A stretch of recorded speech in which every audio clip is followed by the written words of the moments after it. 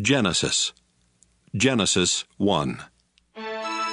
In the beginning God created the heavens and the earth. The earth was barren with no form of life.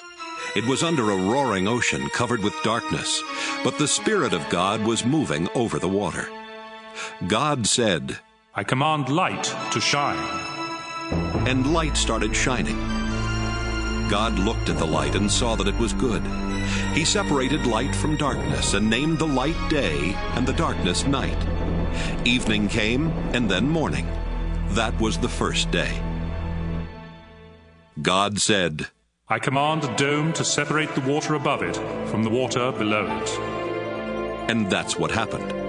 God made the dome and named it sky. Evening came and then morning. That was the second day. God said, "I command the water under the sky to come together in one place, so there will be dry ground." And that's what happened. God named the dry ground land, and he named the water ocean. God looked at what he had done and saw that it was good. God said, "I command the earth to produce all kinds of plants, including fruit trees and grain." And that's what happened. The earth produced all kinds of vegetation. God looked at what he had done, and it was good. Evening came, and then morning. That was the third day. God said, "I command lights to appear in the sky and to separate day from night, and to show the time for seasons, special days, and years. I command them to shine on the earth." And that's what happened. God made two powerful lights, the brighter one to rule the day and the other to rule the night. He also made the stars. Then God put these lights in the sky to shine on the earth, to rule day and night, and to separate light from darkness. God looked at what he had done, and it was good. Evening came, and then morning. That was the fourth day. God said, "I command the ocean to be full of living creatures, and I command birds to fly above the earth." So God made the giant sea monsters and all the living creatures that swim in the ocean. He also made every kind of bird. God looked at what he had done, and it was good. Then he gave the living creatures his blessing. He told the ocean creatures to live everywhere in the ocean, and the birds to live everywhere on earth. Evening came, and then morning. That was the fifth day. God said, "I command the earth to give life to all kinds of tame animals, wild animals, and reptiles." And that's what happened. God made every one of them. Then he looked at what he had done, and it was good. God said, "Now we will make humans, and they will be like us. We will let them rule the fish, the birds, and all other living creatures." So God created humans to be like himself. He made men and women. God gave them his blessing and said, "Have a lot of children. Fill the earth with people, and bring it under your control. Rule over the fish in the ocean, the birds in the sky, and every animal on the earth. I have provided all kinds of fruit and grain for you to eat, and I have given the green plants as food for everything else that breathes. These will be food for animals, both wild and tame, and for birds." God looked at what he had done. All of it was very good. Evening came, and then morning. That was the sixth day. Genesis 2. So the heavens and the earth and everything else were created. By the seventh day God had finished his work, and so he rested. God blessed the seventh day and made it special, because on that day he rested from his work. That's how God created the heavens and the earth. When the Lord God made the heavens and the earth, no grass or plants were growing anywhere. God had not yet sent any rain, and there was no one to work the land. But streams came up from the ground and watered the earth. The Lord God took a handful of soil and made a man. God breathed life into the man, and the man started breathing. The Lord made a garden in a place called Eden, which was in the east, and he put the man there. The Lord God placed all kinds of beautiful trees and fruit trees in the garden. 2 other trees were in the middle of the garden. One of the trees gave life. The other gave the power to know the difference between right and wrong. From Eden, a river flowed out to water the garden. Then it divided into 4 rivers. The first one is the Pishon River that flows through the land of Havilah, where pure gold, rare perfumes, and precious stones are found. The second is the Gihon River that winds through Ethiopia. The Tigris River that flows east of Assyria is the third, and the fourth is the Euphrates River.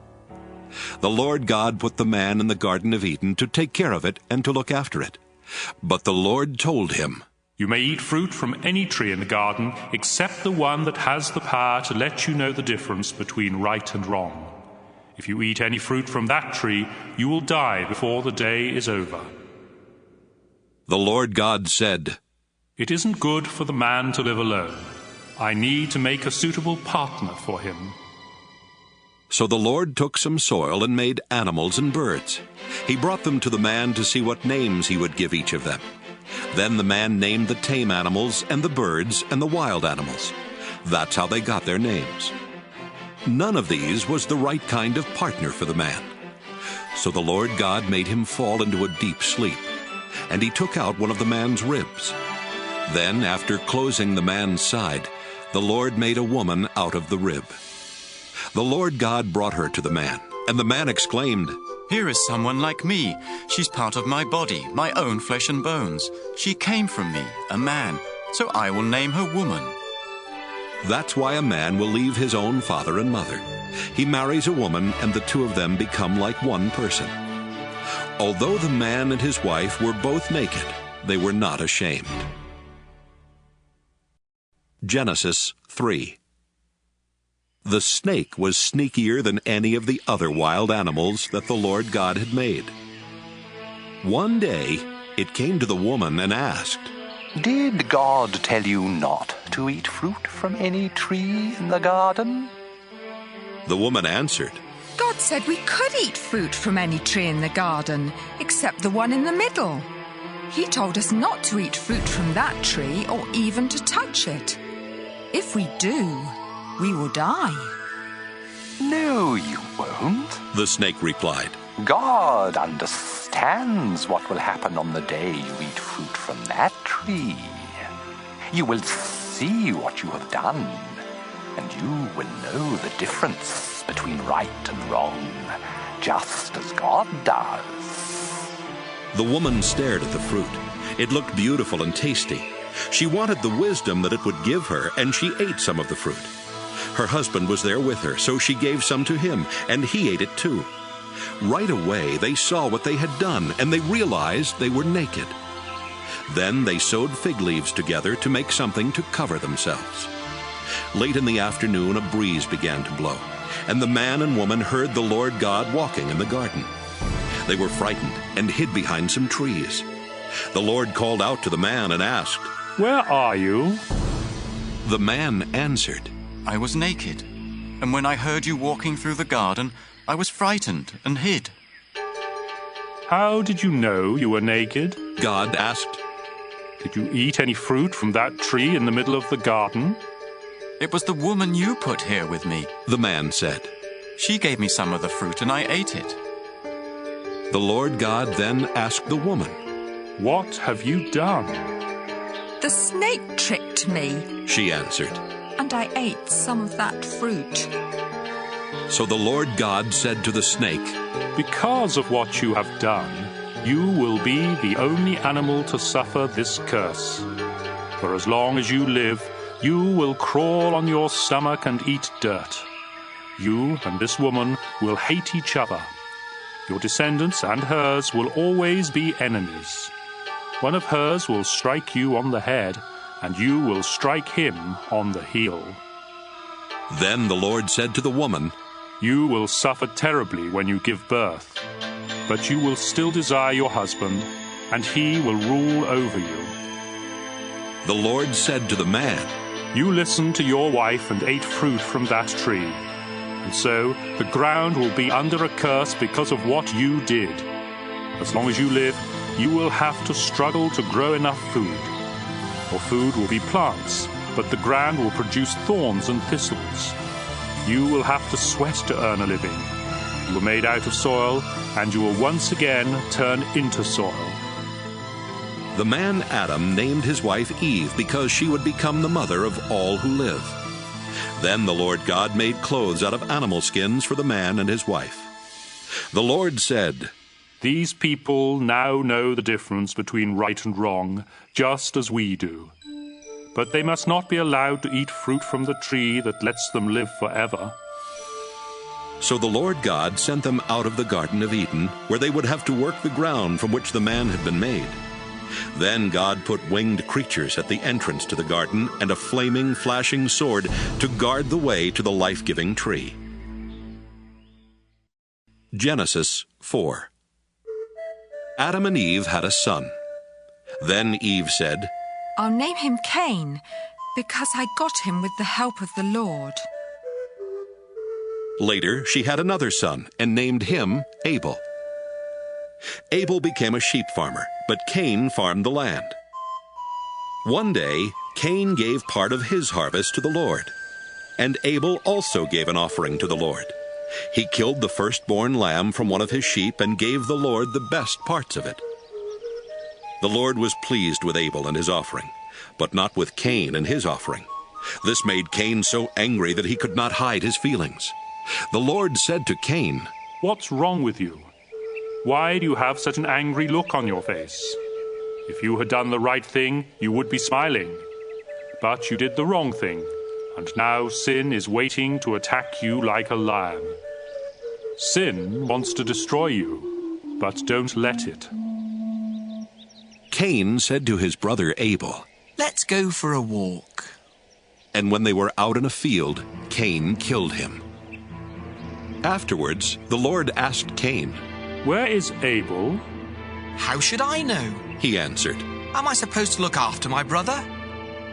Then the Lord said, Why have you done this terrible thing? You killed your own brother, and his blood flowed onto the ground. Now his blood is calling out for me to punish you, and so I'll put you under a curse. Because you killed Abel and made his blood run out on the ground, you will never be able to farm the land again. If you try to farm the land, it won't produce anything for you. From now on, you'll be without a home, and you'll spend the rest of your life wandering from place to place. This punishment is too hard. Cain said, You're making me leave my home and live far from you. I will have to wander about without a home, and just anyone could kill me. No, the Lord answered. Anyone who kills you will be punished 7 times worse than I am punishing you. So the Lord put a mark on Cain to warn everyone not to kill him. But Cain had to go far from the Lord and live in the land of wandering, which is east of Eden. Later, Cain and his wife had a son named Enoch. At the time, Cain was building a town, and so he named it Enoch after his son. Then Enoch had a son named Irad, who had a son named Mehujael, who had a son named Methushael, who had a son named Lamech. Lamech married Ada, then Zillah. Lamech and Ada had 2 sons, Jabal and Jubal. Their son Jabal was the first to live in tents and raise sheep and goats. Jubal was the first to play harps and flutes. Lamech and Zillah had a son named Tubal-Cain, who made tools out of bronze and iron. They also had a daughter whose name was Naamah. One day Lamech said to his 2 wives, A young man wounded me, and I killed him. Anyone who tries to get even with me will be punished 10 times more than anyone who tries to get even with Cain. Adam and his wife had another son. They named him Seth because they said, God has given us a son to take the place of Abel, who was killed by his brother Cain. Later, Seth had a son and named him Enosh. About this time, people started worshiping the Lord. Genesis 5. God created men and women to be like himself. He gave them his blessing and called them human beings. This is a list of the descendants of Adam, the first man. When Adam was 130, he had a son who was just like him, and he named him Seth. Adam had more children and died at the age of 930. When Seth was 105, he had a son named Enosh. Seth had more children and died at the age of 912. When Enosh was 90, he had a son named Kenan. Enosh had more children and died at the age of 905. When Kenan was 70, he had a son named Mahalalel. Kenan had more children and died at the age of 910. When Mahalalel was 65, he had a son named Jared. Mahalalel had more children and died at the age of 895. When Jared was 162, he had a son named Enoch. Jared had more children and died at the age of 962. When Enoch was 65, he had a son named Methuselah, and during the next 300 years he had more children. Enoch truly loved God, and God took him away at the age of 365. When Methuselah was 187, he had a son named Lamech. Methuselah had more children, and died at the age of 969. When Lamech was 182, he had a son. Lamech said, "I'll name him Noah, because he will give us comfort as we struggle hard to make a living on this land that the Lord has put under a curse." Lamech had more children and died at the age of 777. After Noah was 500 years old, he had 3 sons and named them Shem, Ham, and Japheth. Genesis 6. More and more people were born until finally they spread all over the earth. Some of their daughters were so beautiful that supernatural beings came down and married the ones they wanted. Then the Lord said, I won't let my life-giving breath remain in anyone forever. No one will live for more than 120 years. The children of the supernatural beings who had married these women became famous heroes and warriors. They were called Nephilim, and lived on the earth at that time and even later. The Lord saw how bad the people on earth were, and that everything they thought and planned was evil. He was very sorry that he had made them, and he said, I'll destroy every living creature on earth. I'll wipe out people, animals, birds, and reptiles. I'm sorry I ever made them. But the Lord was pleased with Noah, and this is the story about him. Noah was the only person who lived right and obeyed God. He had 3 sons, Shem, Ham, and Japheth. God knew that everyone was terribly cruel and violent, so he told Noah, Cruelty and violence have spread everywhere. Now I'm going to destroy the whole earth and all its people. Get some good lumber and build a boat. Put rooms in it and cover it with tar inside and out. Make it 450 feet long, 75 feet high, and 45 feet wide. Build a roof on the boat and leave a space of about 18 inches between the roof and the sides. Make the boat 3 stories high and put a door on one side. I'm going to send a flood that will destroy everything that breathes. Nothing will be left alive. But I solemnly promise that you, your wife, your sons, and your daughters-in-law will be kept safe in the boat. Bring into the boat with you a male and a female of every kind of animal and bird, as well as a male and a female of every reptile. I don't want them to be destroyed. Store up enough food both for yourself and for them.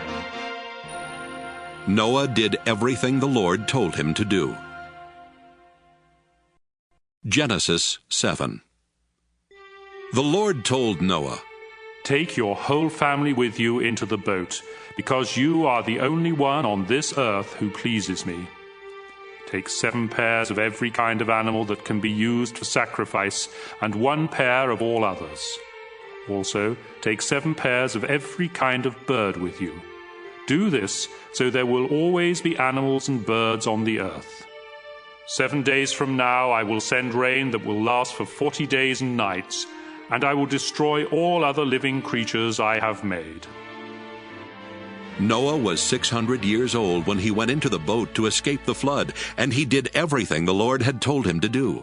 His wife, his sons, and his daughters-in-law all went inside with him. He obeyed God and took a male and a female of each kind of animal and bird into the boat with him. 7 days later, a flood began to cover the earth. Noah was 600 years old when the water under the earth started gushing out everywhere. The sky opened like windows and rain poured down for 40 days and nights. All this began on the 17th day of the second month of the year. On that day, Noah and his wife went into the boat with their 3 sons, Shem, Ham, and Japheth, and their wives. They took along every kind of animal, tame and wild, including the birds. Noah took a male and a female of every living creature with him, just as God had told him to do. And when they were all in the boat, God closed the door. For 40 days the rain poured down without stopping, and the water became deeper and deeper until the boat started floating high above the ground. Finally, the mighty flood was so deep that even the highest mountain peaks were almost 25 feet below the surface of the water. Not a bird, animal, reptile, or human was left alive anywhere on earth. The Lord destroyed everything that breathed. Nothing was left alive except Noah and the others in the boat. 150 days later, the water started going down. Genesis 8.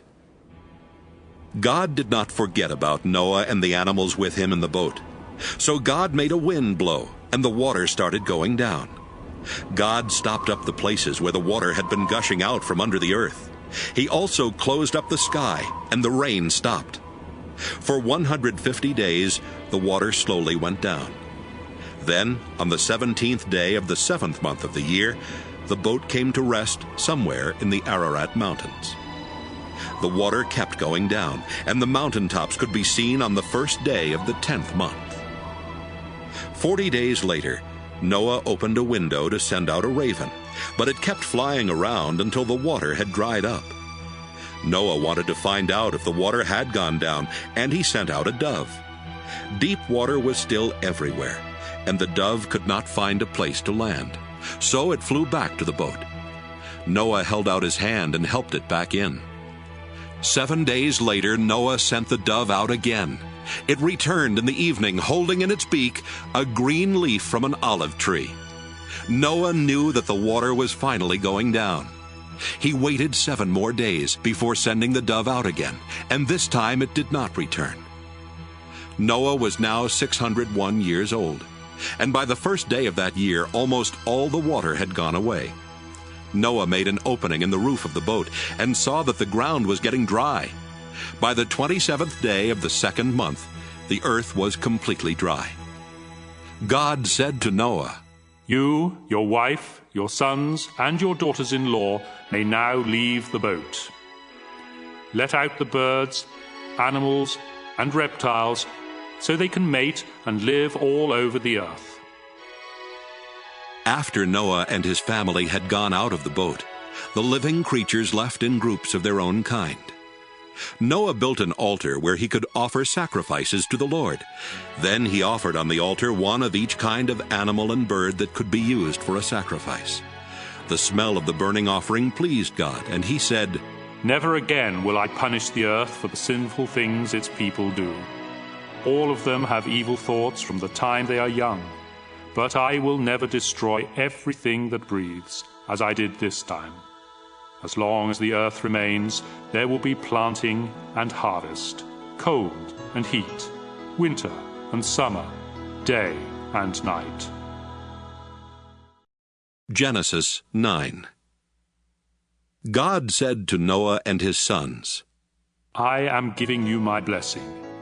Have a lot of children and grandchildren, so people will live everywhere on this earth.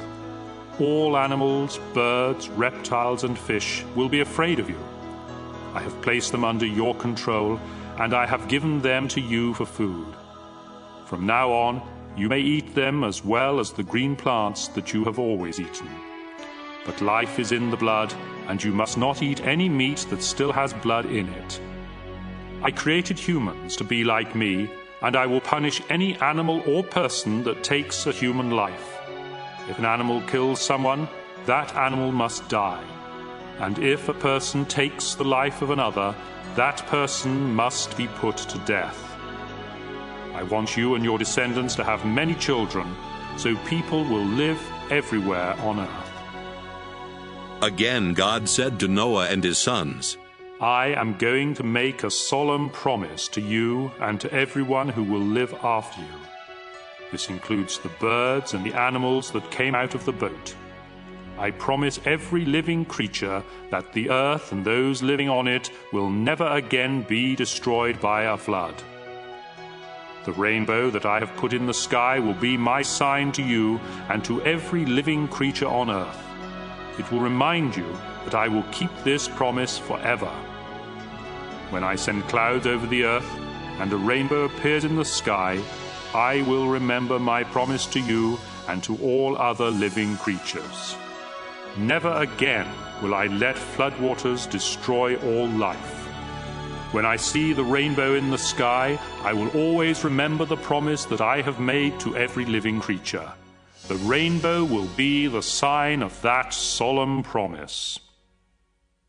Noah and his sons, Shem, Ham, and Japheth, came out of the boat. Ham later had a son named Canaan. All people on earth are descendants of Noah's 3 sons. Noah farmed the land and was the first to plant a vineyard. One day he got drunk and was lying naked in his tent. Ham entered the tent and saw him naked, then went back outside and told his brothers. Shem and Japheth put a robe over their shoulders and walked backward into the tent. Without looking at their father, they placed it over his body. When Noah woke up and learned what his youngest son Ham had done, he said, I now put a curse on Canaan. He will be the lowest slave of his brothers. I ask the Lord my God to bless Shem and make Canaan his slave. I pray that the Lord will give Japheth more and more land, and let him take over the territory of Shem. May Canaan be his slave. Noah lived 350 years after the flood, and died at the age of 950. Genesis 10. After the flood, Shem, Ham, and Japheth had many descendants. Japheth's descendants had their own languages, tribes, and land. They were Gomer, Magog, Madai, Javan, Tubal, Meshech, and Tyrus.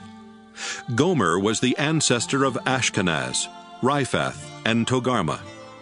Javan was the ancestor of Elisha, Tarshish, Kittim, and Dodanim, who settled along the coast. Ham's descendants had their own languages, tribes, and land. They were Ethiopia, Egypt, Put, and Canaan. Cush was the ancestor of Seba, Havilah, Sabta, Raamah, and Sabteka. Raamah was the ancestor of Sheba and Dedan. Cush was also the ancestor of Nimrod, a mighty warrior whose strength came from the Lord. Nimrod is the reason for the saying, "You hunt like Nimrod with the strength of the Lord."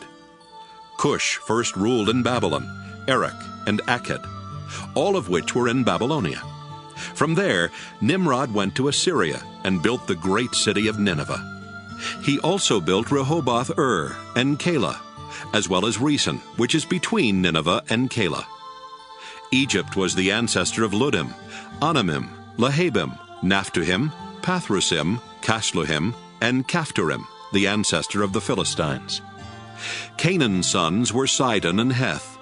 He was also the ancestor of the Jebusites, the Amorites, the Girgashites, the Hivites, the Arkites, the Sinites, the Arvadites, the Zemarites, and the Hamathites. Later, the Canaanites spread from the territory of Sidon and went as far as Gaza in the direction of Gerar. They also went as far as Lasha in the direction of Sodom, Gomorrah, Admah, and Zeboim. Shem's descendants had their own languages, tribes, and land. He was the older brother of Japheth and the ancestor of the tribes of Eber. Shem was the ancestor of Elam, Asher, Arpachshad, Lud, and Aram. Aram was the ancestor of Uz, Hul, Jether, and Mash. Arpachshad was the father of Shelah and the grandfather of Eber, whose first son was named Peleg, because it was during his time that tribes divided up the earth. Eber's second son was Joktan. Joktan was the ancestor of Almodad, Sheleph, Hazarmaveth, Jireh, Hadoram, Uzal, Diklah, Obal, Abimael, Sheba, Ophir, Havilah, and Jobab. Their land reached from Mesha in the direction of Sephir, the hill country in the east. This completes the list of Noah's descendants. After the flood, their descendants became nations and spread all over the world. Genesis 11. At first, everyone spoke the same language. But after some of them moved from the east and settled in Babylonia, they said, "Let's build a city with a tower that reaches to the sky. We'll use hard bricks and tar instead of stone and mortar. We'll become famous, and we won't be scattered all over the world." But when the Lord came down to look at the city and the tower, he said, These people are working together because they all speak the same language. This is just the beginning. Soon they will be able to do anything they want. Come on, let's go down and confuse them by making them speak different languages. Then they won't be able to understand each other. So the people had to stop building the city because the Lord confused their language and scattered them all over the earth. That's how the city of Babel got its name. 2 years after the flood, when Shem was 100, he had a son named Arpachshad. He had more children and died at the age of 600. This is a list of his descendants. When Arpachshad was 35, he had a son named Shelah. Arpachshad had more children and died at the age of 438. When Shelah was 30, he had a son named Eber. Shelah had more children and died at the age of 433. When Eber was 34, he had a son named Peleg. Eber had more children and died at the age of 464. When Peleg was 30, he had a son named Reu. Peleg had more children and died at the age of 239. When Reu was 32, he had a son named Serug. Reu had more children and died at the age of 239. When Serug was 30, he had a son named Nahor. Serug had more children and died at the age of 230. When Nahor was 29, he had a son named Terah. Nahor had more children and died at the age of 148. After Terah was 70 years old, he had 3 sons, Abram, Nahor, and Haran, who became the father of Lot. Terah's sons were born in the city of Ur in Chaldea, and Haran died there before the death of his father. The following is the story of Terah's descendants. Abram married Sarai, but she was not able to have any children. And Nahor married Milcah, who was the daughter of Haran and the sister of Iscah. Terah decided to move from Ur to the land of Canaan. He took along Abram and Sarai and his grandson Lot, the son of Haran. But when they came to the city of Haran, they decided to settle there instead. Terah lived to be 205 years old and died in Haran. Genesis 12. The Lord said to Abram, Leave your country, your family, and your relatives, and go to the land that I will show you. I will bless you and make your descendants into a great nation. You will become famous and be a blessing to others. I will bless anyone who blesses you, but I will put a curse on anyone who puts a curse on you. Everyone on earth will be blessed because of you. Abram was 75 years old when the Lord told him to leave the city of Haran. He obeyed and left with his wife Sarai, his nephew Lot, and all the possessions and slaves they had gotten while in Haran. When they came to the land of Canaan, Abram went as far as the sacred tree of Moreh in a place called Shechem. The Canaanites were still living in the land at that time, but the Lord appeared to Abram and promised, I will give this land to your family forever. Abram then built an altar there for the Lord. Abram traveled to the hill country east of Bethel and camped between Bethel and Ai, where he built another altar and worshipped the Lord. Later, Abram started out toward the southern desert. The crops failed, and there was no food anywhere in the land. So Abram and his wife Sarai went to live in Egypt for a while. But just before they got there, he said, Sarai, you are really beautiful. When the Egyptians see how lovely you are, they will murder me because I am your husband. But they won't kill you. Please save my life by saying that you are my sister." As soon as Abram and Sarai arrived in Egypt, the Egyptians noticed how beautiful she was. The king's officials told him about her, and she was taken to his house. The king was good to Abram because of Sarai, and Abram was given sheep, cattle, donkeys, slaves, and camels. Because of Sarai, the Lord struck the king and everyone in his palace with terrible diseases. Finally, the king sent for Abram and said to him, "What have you done to me? Why didn't you tell me Sarai was your wife? Why did you make me believe she was your sister? Now I've married her. Take her and go. She's your wife." So the king told his men to let Abram and Sarai take their possessions and leave. Genesis 13. Abram and Sarai took everything they owned and went to the southern desert. Lot went with them. Abram was very rich. He owned many cattle, sheep, and goats, and had a lot of silver and gold. Abram moved from place to place in the southern desert, and finally he went north and set up his tents between Bethel and Ai, where he had earlier camped, and built an altar. There he worshipped the Lord. Lot, who was traveling with him, also had sheep, goats, and cattle, as well as his own family and slaves. At this time the Canaanites and the Perizzites were living in the same area, and so there wasn't enough pasture land left for Abram and Lot with all of their animals. Besides this, the men who took care of Abram's animals and the ones who took care of Lot's animals started quarreling. Abram said to Lot, "We are close relatives. We shouldn't argue, and our men shouldn't be fighting one another. There is plenty of land for you to choose from. Let's separate. If you go north, I'll go south. If you go south, I'll go north." This happened before the Lord had destroyed the cities of Sodom and Gomorrah. And when Lot looked around, he saw there was plenty of water in the Jordan Valley. All the way to Zoar, the valley was as green as the garden of the Lord or the land of Egypt.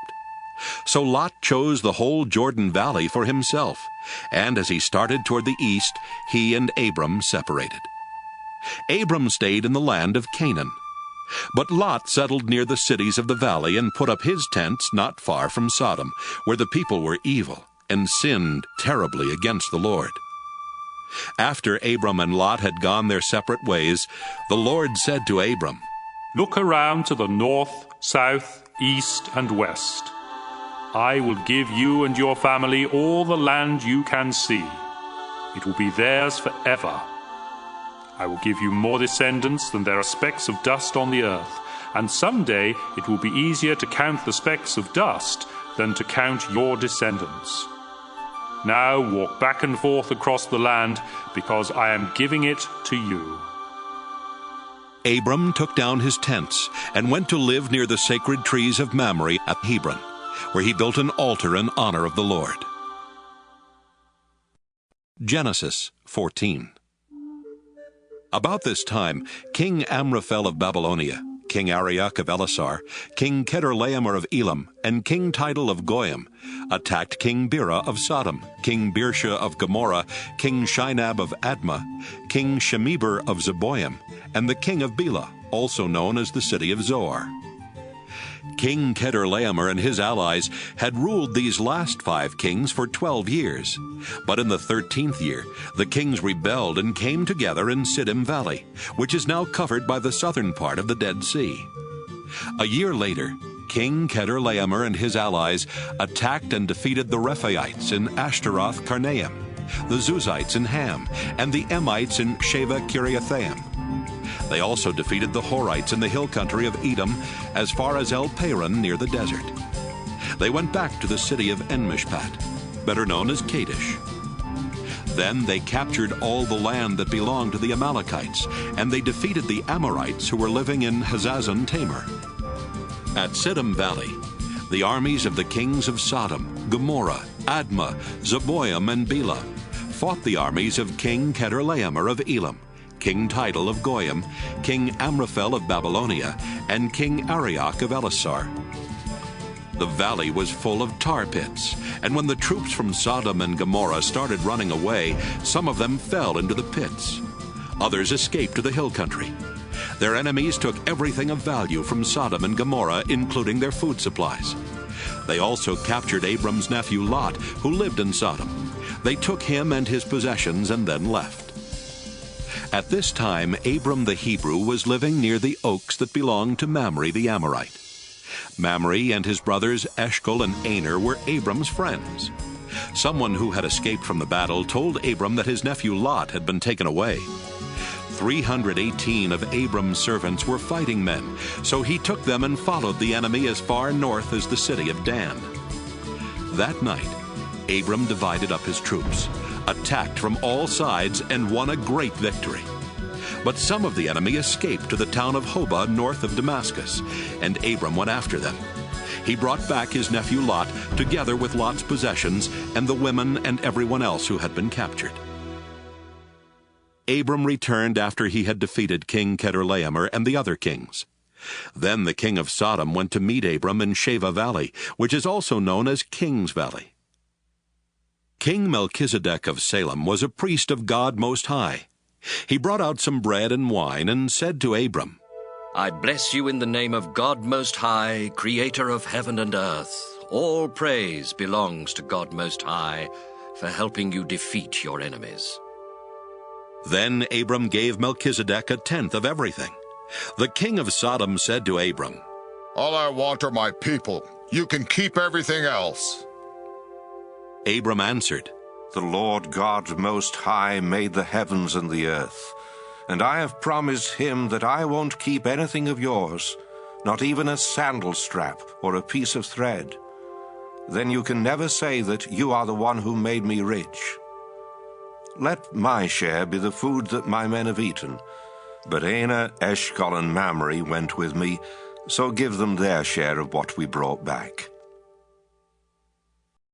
Genesis 15. Later the Lord spoke to Abram in a vision. Abram, don't be afraid. I will protect you and reward you greatly. But Abram answered, Lord, all-powerful, you have given me everything I could ask for, except children. And when I die, Eliezer of Damascus will get all I own. You have not given me any children, and this servant of mine will inherit everything. The Lord replied, No, he won't. You will have a son of your own, and everything you have will be his. Then the Lord took Abram outside and said, Look at the sky and see if you can count the stars. That's how many descendants you will have. Abram believed the Lord, and the Lord was pleased with him. The Lord said to Abram, I brought you here from Ur in Chaldea, and I gave you this land. Abram asked, Lord God, how can I know the land will be mine? Then the Lord told him, Bring me a 3-year-old cow, a 3-year-old female goat, a 3-year-old ram, a dove, and a young pigeon. Abram obeyed the Lord. Then he cut the animals in half and laid the 2 halves of each animal opposite each other on the ground. But he did not cut the doves and pigeons in half. And when birds came down to eat the animals, Abram chased them away. As the sun was setting, Abram fell into a deep sleep, and everything became dark and frightening. Then the Lord said, Abram, you will live to an old age and die in peace. But I solemnly promise that your descendants will live as foreigners in a land that doesn't belong to them. They will be forced into slavery and abused for 400 years. But I will terribly punish the nation that enslaves them, and they will leave with many possessions. 4 generations later, your descendants will return here and take this land, because only then will the people who live here be so sinful that they deserve to be punished. Sometime after sunset, when it was very dark, a smoking cooking pot and a flaming fire went between the 2 halves of each animal. At that time, the Lord made an agreement with Abram and told him, I will give your descendants the land east of the Shihor River on the border of Egypt as far as the Euphrates River. They will possess the land of the Kenites, the Kenizzites, the Kadmonites, the Hittites, the Perizzites, the Rephaites, the Amorites, the Canaanites, the Girgashites, and the Jebusites. Genesis 16. Abram's wife Sarai had not been able to have any children, but she owned a young Egyptian slave woman named Hagar. And Sarai said to Abram, The Lord has not given me any children. Sleep with my slave, and if she has a child, it will be mine. Abram agreed, and Sarai gave him Hagar to be his wife. This happened after Abram had lived in the land of Canaan for 10 years. Later, when Hagar knew she was going to have a baby, she became proud and was hateful to Sarai. Then Sarai said to Abram, It's all your fault. I gave you my slave woman, but she has been hateful to me ever since she found out she was pregnant. You have done me wrong, and you will have to answer to the Lord for this. Abram said, All right. She's your slave, and you can do whatever you want with her. But Sarai began treating Hagar so harshly that she finally ran away. Hagar stopped to rest at a spring in the desert on the road to Shur. While she was there, the angel of the Lord came to her and asked, Hagar, where have you come from, and where are you going? She answered, I'm running away from Sarai, my owner. The angel said, Go back to Sarai and be her slave. I will give you a son who will be called Ishmael, because I've heard your cry for help. And later I will give you so many descendants that no one will be able to count them all. But your son will live far from his relatives. He will be like a wild donkey, fighting everyone, and everyone fighting him. Hagar thought, Have I really seen God and lived to tell about it? So from then on she called him the God who sees me. That's why people call the well between Kadesh and Bered the well of the living one who sees me. Abram was 86 years old when Hagar gave birth to their son, and he named him Ishmael. Genesis 17. Abram was 99 years old when the Lord appeared to him again and said, I am God all-powerful. If you obey me and always do right, I will keep my solemn promise to you and give you more descendants than can be counted. Abram bowed with his face to the ground. And God said, I promise that you will be the father of many nations. That's why I now change your name from Abram to Abraham. I will give you a lot of descendants, and in the future they will become great nations. Some of them will even be kings. I will always keep the promise I have made to you and your descendants, because I am your God and their God. I will give you and them the land in which you are now a foreigner. I will give the whole land of Canaan to your family forever, and I will be their God. Abraham, you and all future members of your family must promise to obey me. As the sign that you are keeping this promise, you must circumcise every man and boy in your family. From now on, your family must circumcise every baby boy when he is 8 days old. You must even circumcise any man or boy you have as a slave, both those born in your homes and those you buy from foreigners. This will be a sign that my promise to you will last forever. Any man who isn't circumcised hasn't kept his promise to me and cannot be one of my people. Abraham, your wife's name will now be Sarah instead of Sarai. I will bless her, and you will have a son by her.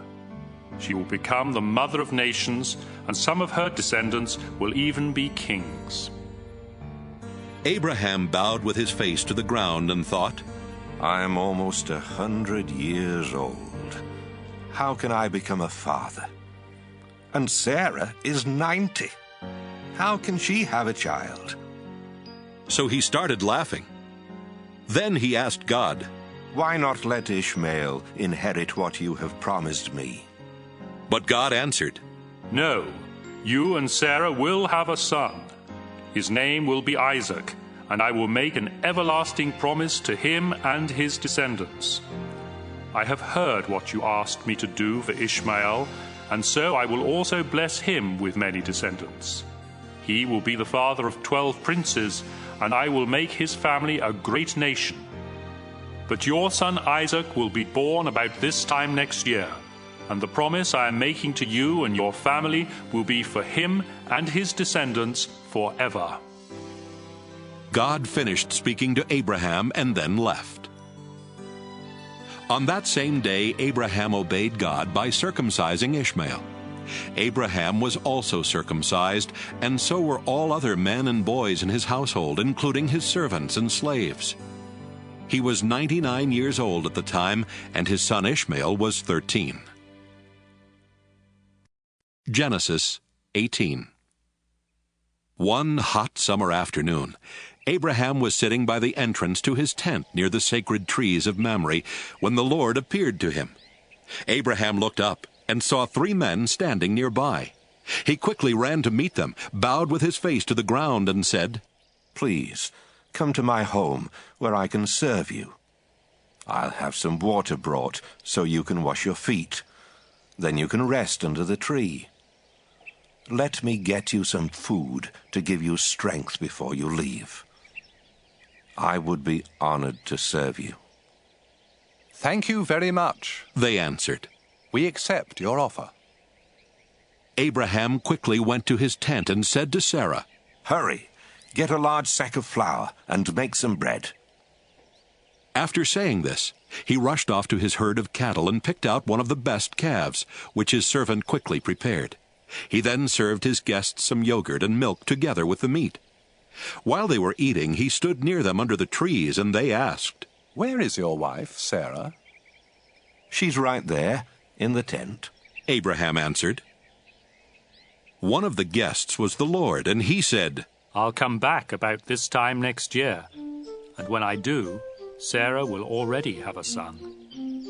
Sarah was behind Abraham, listening at the entrance to the tent. Abraham and Sarah were very old, and Sarah was well past the age for having children. So she laughed and said to herself, "Now that I am worn out and my husband is old, will I really know such happiness?" The Lord asked Abraham, "Why did Sarah laugh? Does she doubt that she can have a child in her old age? I am the Lord. There is nothing too difficult for me. I'll come back next year at the time I promised, and Sarah will already have a son." Sarah was so frightened that she lied and said, "I didn't laugh." "Yes, you did," he answered. When the 3 men got ready to leave, they looked down toward Sodom, and Abraham walked part of the way with them. The Lord said to himself, "I should tell Abraham what I am going to do, since his family will become a great and powerful nation that will be a blessing to all other nations on earth. I have chosen him to teach his family to obey me forever and to do what is right and fair. Then I will give Abraham many descendants, just as I promised." The Lord said, "Abraham, I have heard that the people of Sodom and Gomorrah are doing all kinds of evil things. Now I am going down to see for myself if those people really are that bad.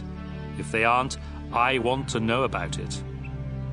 The men turned and started toward Sodom, but the Lord stayed with Abraham, who asked, "Lord, when you destroy the evil people, are you also going to destroy those who are good? Wouldn't you spare the city if there are only 50 good people in it? You surely wouldn't let them be killed when you destroy the evil ones. You are the judge of all the earth, and you do what is right." The Lord replied, "If I find 50 good people in Sodom, I will save the city to keep them from being killed." Abraham answered, "I am nothing more than the dust of the earth. Please forgive me, Lord, for daring to speak to you like this. But suppose there are only 45 good people in Sodom. Would you still wipe out the whole city? If I find 45 good people, the Lord replied, I won't destroy the city. Suppose there are just 40 good people. Abraham asked. Even for them, the Lord replied, I won't destroy the city. Abraham said, Please don't be angry, Lord, if I ask you what you will do if there are only 30 good people in the city. If I find 30, the Lord replied, I still won't destroy it. Then Abraham said, I don't have any right to ask you, Lord, but what would you do if you find only 20? Because of them, I won't destroy the city, was the Lord's answer. Finally, Abraham said, Please don't get angry, Lord, if I speak just once more. Suppose you find only 10 good people there. For the sake of 10 good people, the Lord told him, I still won't destroy the city. After speaking with Abraham, the Lord left, and Abraham went back home. Genesis 19. That evening, the two angels arrived in Sodom, while Lot was sitting near the city gate. When Lot saw them, he got up, bowed down low, and said, Gentlemen, I am your servant. Please come to my home. You can wash your feet, spend the night, and be on your way in the morning. They told him, No, we'll spend the night in the city square. But Lot kept insisting until they finally agreed and went home with him. He baked some bread, cooked a meal, and they ate. Before Lot and his guests could go to bed, every man in Sodom, young and old, came and stood outside his house and started shouting, Where are your visitors? Send them out so we can have sex with them. Lot went outside and shut the door behind him. Then he said, Friend, please don't do such a terrible thing. I have 2 daughters who have never been married. I'll bring them out, and you can do what you want with them. But don't harm these men. They are guests in my home. Don't get in our way, the crowd answered. You're an outsider. What right do you have to order us around? We'll do worse things to you than we're going to do to them. The crowd kept arguing with Lot. Finally, they rushed toward the door to break it down. But the 2 angels in the house reached out and pulled Lot safely inside. Then they struck everyone in the crowd blind, and none of them could even find the door. The 2 angels said to Lot, The Lord has heard many terrible things about the people of Sodom, and he has sent us here to destroy the city. Take your family and leave. Take every relative you have in the city, as well as the men your daughters are going to marry. Lot went to the men who were engaged to his daughters and said, Hurry and get out of here. The Lord is going to destroy this city. But they thought he was joking, and they laughed at him. Early the next morning, the 2 angels tried to make Lot hurry and leave. They said, Take your wife and your 2 daughters and get out of here as fast as you can. If you don't, every one of you will be killed when the Lord destroys the city. At first, Lot just stood there. But the Lord wanted to save him. So the angels took Lot, his wife, and his 2 daughters by the hand and led them out of the city. When they were outside, one of the angels said, Run for your lives. Don't even look back. And don't stop in the valley. Run to the hills where you will be safe. Lot answered, You have done us a great favor, sir. You have saved our lives, but please don't make us go to the hills. That's too far away. The city will be destroyed before we can get there, and we will be killed when it happens. There's a town near here. It's only a small place, but my family and I will be safe, if you'll let us go there. All right, go there, he answered. I won't destroy that town. Hurry, run. I can't do anything until you are safely there. The town was later called Zoar because Lot had said it was small. The sun was coming up as Lot reached the town of Zoar, and the Lord sent burning sulfur down like rain on Sodom and Gomorrah.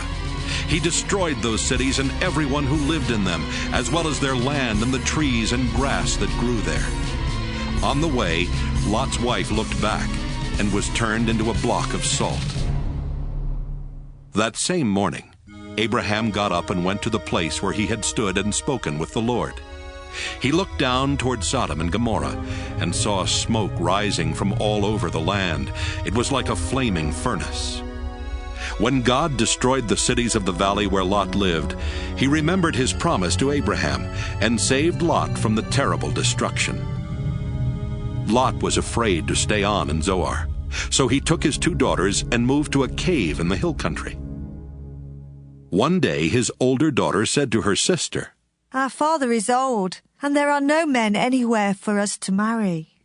Let's get our father drunk. Then we can sleep with him and have children." That night they got their father drunk, and the older daughter got in bed with him. But he was too drunk even to know she was there. The next day the older daughter said to her sister, "I slept with my father last night. We'll get him drunk again tonight so you can go to bed with him and we can each have a child." That night they got their father drunk, and this time the younger sister slept with him. But once again he was too drunk even to know she was there. That's how Lot's 2 daughters had their children. The older daughter named her son Moab, and he is the ancestor of the Moabites. The younger daughter named her son Ben-Ammi, and he is the ancestor of the Ammonites. Genesis 20. Abraham moved to the southern desert, where he settled between Kadesh and Shur. Later he went to Gerar, and while there he told everyone that his wife Sarah was his sister. So King Abimelech of Gerar had Sarah brought to him. But God came to Abimelech in a dream and said, "You have taken a married woman, and for this you will die." Abimelech said to the Lord, "Don't kill me. I haven't slept with Sarah. Didn't they say they were brother and sister? I am completely innocent." God spoke to Abimelech in another dream and said, "I know you are innocent. That's why I kept you from sleeping with Sarah and doing anything wrong. Her husband is a prophet. Let her go back to him, and his prayers will save you from death. But if you don't return her, you and all your people will die." Early the next morning, Abimelech sent for his officials, and when he told them what had happened, they were frightened. Abimelech then called in Abraham and said, "Look what you've done to us. What have I ever done to you? Why did you make me and my nation guilty of such a terrible sin? What were you thinking when you did this?" Abraham answered, "I did it because I didn't think any of you respected God, and I was sure that someone would kill me to get my wife. Besides, she is my half-sister. We have the same father, but different mothers. When God made us leave my father's home and start wandering, I told her, 'If you really love me, you will tell everyone that I am your brother.'" Abimelech gave Abraham some sheep, cattle, and slaves. He sent Sarah back and told Abraham that he could settle anywhere in his country. Then he said to Sarah, "I have given your brother 1,000 pieces of silver as proof to everyone that you have done nothing wrong." Meanwhile, God had kept Abimelech's wife and slaves from having children. But Abraham prayed, and God let them start having children again. Genesis 21. The Lord was good to Sarah and kept his promise. Although Abraham was very old, Sarah had a son exactly at the time God had said. Abraham named his son Isaac, and when the boy was 8 days old, Abraham circumcised him, just as the Lord had commanded. Abraham was 100 years old when Isaac was born, and Sarah said, "God has made me laugh. Now everyone will laugh with me." Who would have dared to tell Abraham that someday I would have a child? But in his old age, I have given him a son. The time came when Sarah no longer had to nurse Isaac, and on that day Abraham gave a big feast. One day, Sarah noticed Hagar's son Ishmael playing, and she said to Abraham, "Get rid of that Egyptian slave woman and her son. I don't want him to inherit anything. it should all go to my son. Abraham was worried about Ishmael, but God said, Abraham, don't worry about your slave woman and the boy. Just do what Sarah tells you. Isaac will inherit your family name, but the son of the slave woman is also your son, and I will make his descendants into a great nation. Early the next morning, Abraham gave Hagar an animal skin full of water and some bread. Then he put the boy on her shoulder and sent them away. They wandered around in the desert near Beersheba, and after they had run out of water, Hagar put her son under a bush. Then she sat down a long way off because she could not bear to watch him die, and she cried bitterly. When God heard the boy crying, the angel of God called out to Hagar from heaven and said, Hagar, why are you worried? Don't be afraid. I have heard your son crying. Help him up and hold his hand, because I will make him the father of a great nation. Then God let her see a well. So she went to the well and filled the skin with water, then gave some to her son. God blessed Ishmael, and as the boy grew older, he became an expert with his bow and arrows. He lived in the Paran desert, and his mother chose an Egyptian woman for him to marry.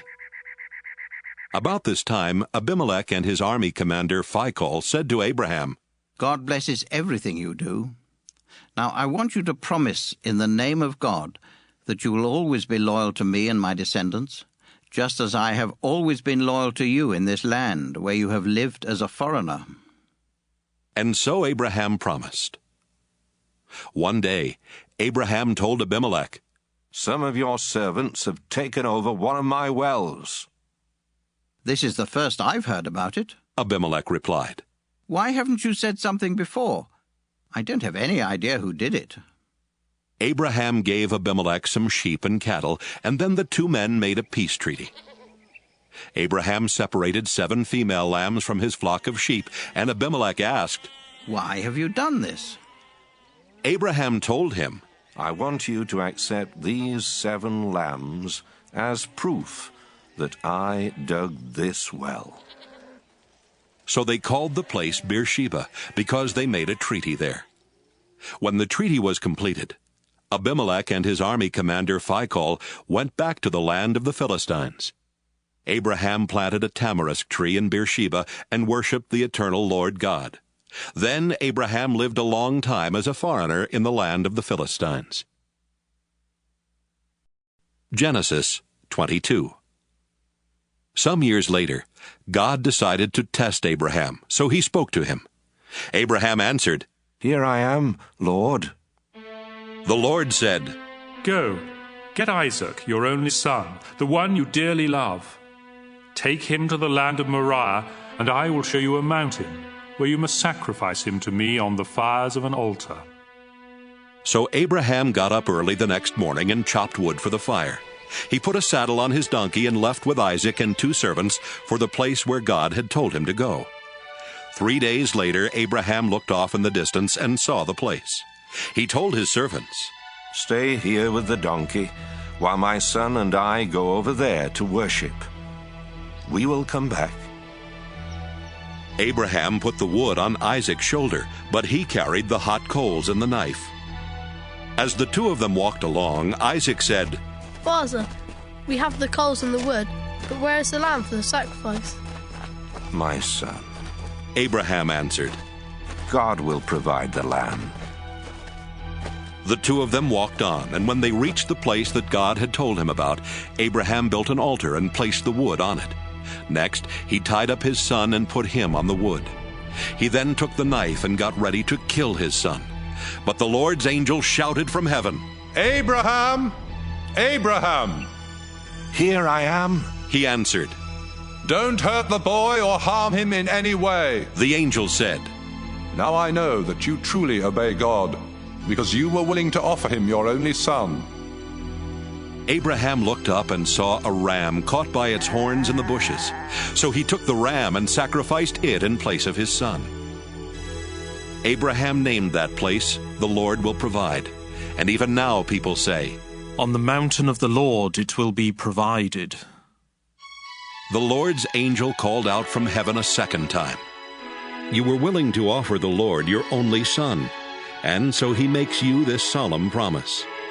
I will bless you and give you such a large family that someday your descendants will be more numerous than the stars in the sky or the grains of sand along the beach. They will defeat their enemies and take over the cities where their enemies live. You have obeyed me, and so you and your descendants will be a blessing to all nations on earth." Abraham and Isaac went back to the servants who had come with him, and they returned to Abraham's home in Beersheba. Abraham's brother Nahor had married Milcah, and Abraham was later told that they had 8 sons. Uz was their firstborn, Buz was next, and then there was Kemuel, who became the father of Aram. Their other 5 sons were Kesed, Hazo, Pildash, Jidlaph, and Bethuel, who became the father of Rebekah. Nahor also had another wife. Her name was Reumah. She had 4 sons, Tebah, Gaham, Tahash, and Maacah. Genesis 23. When Sarah was 127 years old, she died in Kiriath Arba, better known as Hebron, in the land of Canaan. After Abraham had mourned for her, he went to the Hittites and said, "I live as a foreigner in your land, and I don't own any property where I can bury my wife. Please, let me buy a piece of land." "Sir," they answered, "you're an important man. Choose the best place to bury your wife. None of us would refuse you a resting place for your dead." Abraham bowed down and replied, "If you are willing to let me bury my wife here, please ask Zohar's son Ephron to sell me Machpelah Cave at the end of his field. I'll pay what it's worth, and all of you can be witnesses." Ephron was sitting there near the city gate when Abraham made this request, and he answered, "Sir, the whole field, including the cave, is yours. With my own people as witnesses, I freely give it to you as a burial place for your dead." Once again Abraham bowed down and said to Ephron, "In front of these witnesses, I offer you the full price so I can bury my wife. Please accept my offer." "But, sir," the man replied, "the property is worth only 400 pieces of silver. Why should we haggle over such a small amount? Take the land, it's yours." Abraham accepted Ephron's offer and paid him the 400 pieces of silver in front of everyone at the city gate. That's how Abraham got Ephron's property east of Hebron, which included the field with all its trees, as well as Machpelah Cave at the end of the field. So Abraham buried his wife Sarah in Machpelah Cave that was in the field he had bought from the Hittites.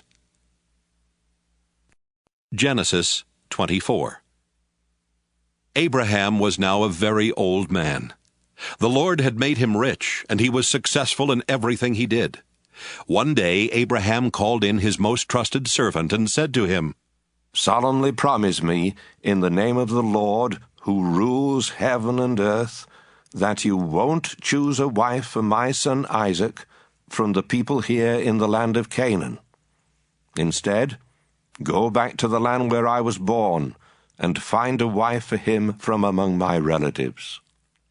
But the servant asked, "What if the young woman I choose refuses to leave home and come here with me? Should I send Isaac there to look for a wife?" "No," Abraham answered. "Don't ever do that, no matter what. The Lord who rules heaven brought me here from the land where I was born, and promised that he would give this land to my descendants forever. When you go back there, the Lord will send his angel ahead of you to help you find a wife for my son. If the woman refuses to come along, you don't have to keep this promise. But don't ever take my son back there." So the servant gave Abraham his word that he would do everything he had been told to do. Soon after that, the servant loaded 10 of Abraham's camels with valuable gifts. Then he set out for the city in northern Syria where Abraham's brother Nahor lived. When he got there, he let the camels rest near the well outside the city. It was late afternoon, the time when the women came out for water. The servant prayed, "You, Lord, are the God my master Abraham worships. Please keep your promise to him and let me find a wife for Isaac today. The young women of the city will soon come to this well for water, and I'll ask one of them for a drink. If she gives me a drink and then offers to get some water for my camels, I'll know she is the one you have chosen and that you have kept your promise to my master." While he was still praying, a beautiful unmarried young woman came by with a water jar on her shoulder. She was Rebekah, the daughter of Bethuel, the son of Abraham's brother Nahor, and his wife Milcah. Rebekah walked past Abraham's servant, then went over to the well and filled her water jar. When she started back, Abraham's servant ran to her and said, "Please, let me have a drink of water." "I'll be glad to," she answered. Then she quickly took the jar from her shoulder and held it while he drank. After he had finished, she said, "Now I'll give your camels all the water they want." She quickly poured out water for them, and she kept going back for more until his camels had drunk all they wanted. Abraham's servant did not say a word, but he watched everything Rebekah did, because he wanted to know for certain if this was the woman the Lord had chosen. The servant had brought along an expensive gold ring and 2 large gold bracelets. When Rebekah had finished bringing the water, he gave her the ring for her nose and the bracelets for her arms. Then he said, "Please, tell me who your father is. Does he have room in his house for me and my men to spend the night?" She answered, "My father is Bethuel, the son of Nahor and Milcah. We have a place where you and your men can stay, and we also have enough straw and feed for your camels." Then the servant bowed his head and prayed, "I thank you, Lord God of my master Abraham. You have led me to his relatives and kept your promise to him." Rebekah ran straight home and told her family everything.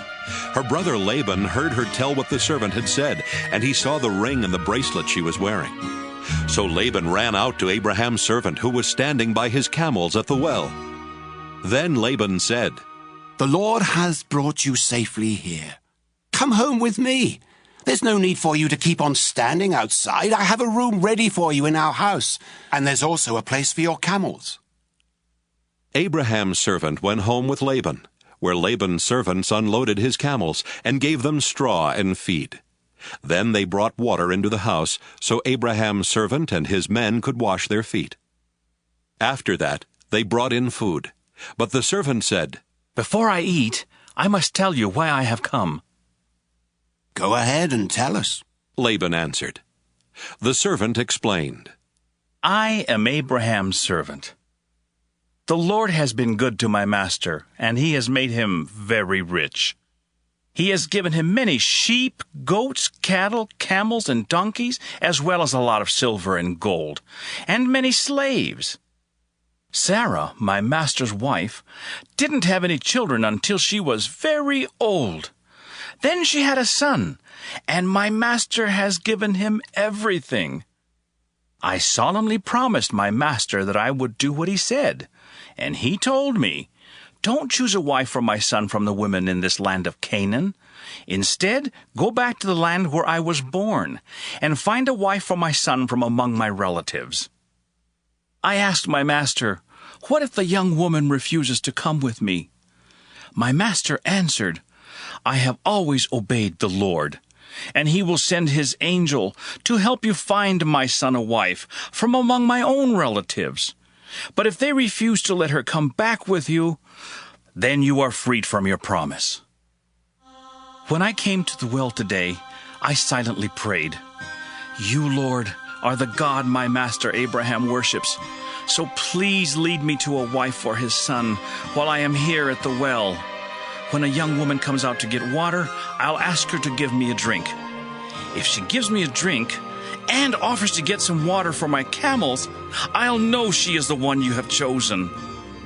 Even before I had finished praying, Rebekah came by with a water jar on her shoulder. When she had filled the jar, I asked her for a drink.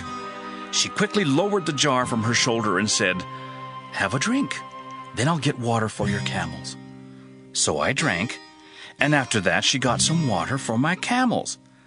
I asked her who her father was, and she answered, 'My father is Bethuel, the son of Nahor and Milcah.' Right away I put the ring in her nose and the bracelets on her arms. Then I bowed my head and gave thanks to the God my master Abraham worships. The Lord had led me straight to my master's relatives, and I had found a wife for his son. Now, please tell me if you are willing to do the right thing for my master. Will you treat him fairly, or do I have to look for another young woman?" Laban and Bethuel answered, "The Lord has done this. We have no choice in the matter. Take Rebekah with you. She can marry your master's son, just as the Lord has said." Abraham's servant bowed down and thanked the Lord. Then he gave clothing as well as silver and gold jewelry to Rebekah. He also gave expensive gifts to her brother and her mother. Abraham's servant and the men with him ate and drank, then spent the night there. The next morning they got up, and the servant told Rebekah's mother and brother, "I would like to go back to my master now." "Let Rebekah stay with us for a week or 10 days. They answered. Then she may go." But he said, "Don't make me stay any longer. The Lord has already helped me find a wife for my master's son. Now let us return." They answered, "Let's ask Rebekah what she wants to do." They called her and asked, "Are you willing to leave with this man right now?" "Yes," she answered. So they agreed to let Rebekah and an old family servant woman leave immediately with Abraham's servant and his men. They gave Rebekah their blessing and said, "We pray that God will give you many children and grandchildren, and that he will help them defeat their enemies." Afterwards, Rebekah and the young women who were to travel with her prepared to leave. Then they got on camels and left with Abraham's servant and his men. At that time, Isaac was living in the southern part of Canaan near a place called the Well of the Living One Who Sees Me. One evening he was walking out in the fields when suddenly he saw a group of people approaching on camels, so he started toward them. Rebekah saw him coming. She got down from her camel and asked, "Who is that man?" "He is my master, Isaac," the servant answered. Then Rebekah covered her face with her veil. The servant told Isaac everything that had happened. Isaac took Rebekah into the tent where his mother had lived before she died, and Rebekah became his wife. He loved her and was comforted over the loss of his mother. Genesis 25. Abraham married Keturah, and they had 6 sons: Zimran, Jokshan, Medan, Midian, Ishbak, and Shua. Later, Jokshan became the father of Sheba and Dedan. And when Dedan grew up, he had 3 sons, Ashurim, Letushim, and Leumim. Midian also had 5 sons, Ephah, Epher, Hanok, Abida, and Eldaah. While Abraham was still alive, he gave gifts to the son of Hagar and Keturah. He also sent their sons to live in the east far from his son Isaac, and when Abraham died, he left everything to Isaac. Abraham died at the ripe old age of 175. His sons Isaac and Ishmael buried him east of Hebron in Machpelah Cave, that was part of the field Abraham had bought from Ephron, son of Zohar the Hittite. Abraham was buried there beside his wife Sarah. God blessed Isaac after this, and Isaac moved to a place called the Well of the Living One Who Sees Me. Ishmael was the son of Abraham and Hagar, the slave woman of Sarah. Ishmael had 12 sons in this order: Nebaioth, Kedar, Adbeel, Mibsam, Mishma, Duma, Massa, Hadad, Tema, Jeter, Naphish, and Kedemah. Each of Ishmael's sons was a tribal chief, and a village was named after each of them. Ishmael had settled in the land east of his brothers, and his sons settled everywhere from Havilah to Shur, east of Egypt on the way to Asher. Ishmael was 137 when he died. Isaac was the son of Abraham, and he was 40 years old when he married Rebekah, the daughter of Bethuel. She was also the sister of Laban the Aramean from northern Syria. Almost 20 years later, Rebekah still had no children. So Isaac asked the Lord to let her have a child, and the Lord answered his prayer. Before Rebekah gave birth, she knew she was going to have twins because she could feel them inside her fighting each other. She thought, Why is this happening to me? Finally, she asked the Lord why her twins were fighting, and he told her, Your 2 sons will become 2 separate nations. The younger of the 2 will be stronger, and the older son will be his servant. When Rebekah gave birth, the first baby was covered with red hair, so he was named Esau. The second baby grabbed onto his brother's heel, so they named him Jacob. Isaac was 60 years old when they were born. As Jacob and Esau grew older, Esau liked the outdoors and became a good hunter, while Jacob settled down and became a shepherd. Esau would take the meat of wild animals to his father Isaac, and so Isaac loved him more. But Jacob was his mother's favorite son. One day, Jacob was cooking some stew when Esau came home hungry and said, I'm starving to death. Give me some of that red stew right now. That's how Esau got the name Edom. Jacob replied, Sell me your rights as the firstborn son. I'm about to die, Esau answered. What good will those rights do me? But Jacob said, Promise me your birthrights here and now. And that's what Esau did. Jacob then gave Esau some bread and some of the bean stew, and when Esau had finished eating and drinking, he just got up and left, showing how little he thought of his rights as the firstborn.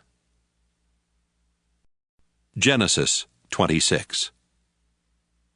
Once during Abraham's lifetime, the fields had not produced enough grain, and now the same thing happened. So Isaac went to King Abimelech of the Philistines in the land of Gerar, because the Lord had appeared to Isaac and said, Isaac, stay away from Egypt. I will show you where I want you to go.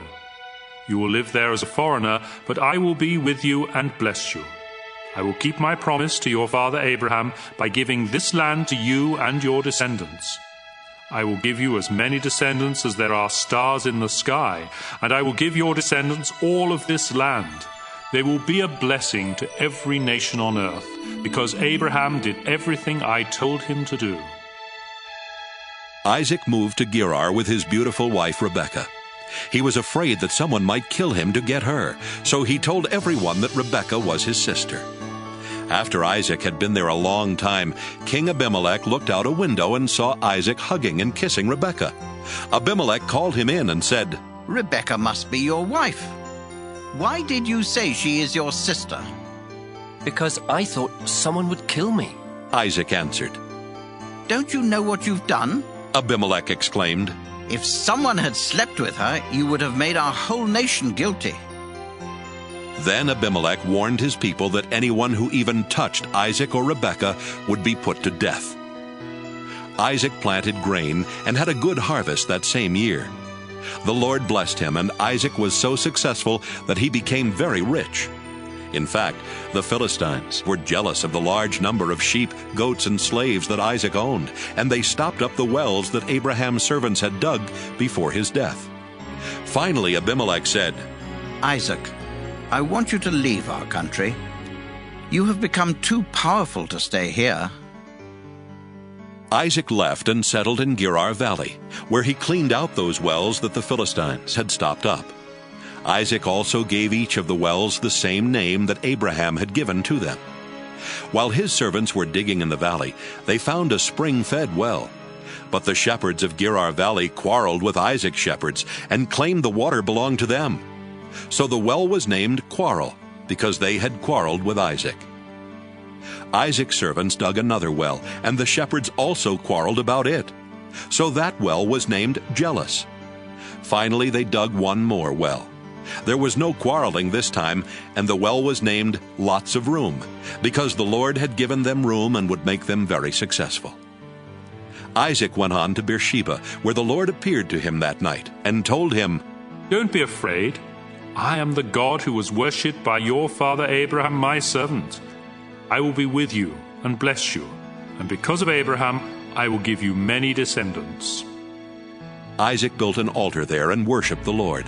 Then he set up camp, and his servants started digging a well. Meanwhile, Abimelech had left Gerar and was taking his advisor Ahuzzath and his army commander Phicol to see Isaac. When they arrived, Isaac asked, Why are you here? Didn't you send me away because you hated me? They answered, We now know for certain that the Lord is with you, and we have decided there needs to be a peace treaty between you and us. So let us make a solemn agreement not to harm each other. Remember, we have never hurt you, and when we sent you away, we let you go in peace. The Lord has truly blessed you." Isaac gave a big feast for them, and everyone ate and drank. Early the next morning, Isaac and the others made a solemn agreement. Then he let them go in peace. Later that same day, Isaac's servants came and said, "We've struck water." So Isaac named the well Shibah, and the town is still called Beersheba. When Esau was 40, he married Judith, the daughter of Beeri the Hittite, and Basemath, the daughter of Elon the Hittite. But these two women brought a lot of grief to his parents, Isaac and Rebekah.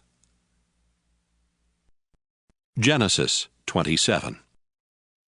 After Isaac had become old and almost blind, he called in his firstborn son Esau, who asked him, "Father, what can I do for you?" Isaac replied, "I am old and might die at any time. So take your bow and arrows, then go out in the fields and kill a wild animal. Cook some of that tasty food that I love so much, and bring it to me. I want to eat it once more and give you my blessing before I die." Rebekah had been listening, and as soon as Esau left to go hunting, she said to Jacob, "I heard your father tell Esau to kill a wild animal and cook some tasty food for your father before he dies. Your father said this because he wants to bless your brother with the Lord as his witness. Now, my son, listen carefully to what I want you to do. Go and kill 2 of your best young goats and bring them to me. I'll cook the tasty food that your father loves so much. Then you can take it to him, so he can eat it and give you his blessing before he dies." My brother Esau is a hairy man. Jacob reminded her, "And I am not. If my father touches me and realizes I am trying to trick him, he will put a curse on me instead of giving me a blessing." Rebekah insisted, "Let his curse fall on me. Just do what I say and bring me the meat." So Jacob brought the meat to his mother, and she cooked the tasty food that his father liked. Then she took Esau's best clothes and put them on Jacob. She also covered the smooth part of his hands and neck with goatskins, and gave him some bread and the tasty food she had cooked. Jacob went to his father and said, "Father, here I am." "Which one of my sons are you?" his father asked. Jacob replied, "I am Esau, your firstborn, and I have done what you told me. Please sit up and eat the meat I have brought. Then you can give me your blessing." Isaac asked, "My son, how did you find an animal so quickly?" The Lord your God was kind to me," Jacob answered. "My son," Isaac said, "come closer where I can touch you and find out if you really are Esau." Jacob went closer. His father touched him and said, "You sound like Jacob, but your hands feel hairy like Esau's." And so Isaac blessed Jacob, thinking he was Esau. Isaac asked, "Are you really my son Esau?" "Yes, I am," Jacob answered. So Isaac told him, "Serve me the wild meat, and I can give you my blessing." Jacob gave him some meat, and he ate it. He also gave him some wine, and he drank it. Then Isaac said, "Son, come over here and kiss me." While Jacob was kissing him, Isaac caught the smell of his clothes and said, "The smell of my son is like a field the Lord has blessed. God will bless you, my son, with dew from heaven and with fertile fields, rich with grain and grapes. Nations will be your servants and bow down to you. You will rule over your brothers, and they will kneel at your feet. Anyone who curses you will be cursed. Anyone who blesses you will be blessed. Right after Isaac had given Jacob his blessing and Jacob had gone, Esau came back from hunting.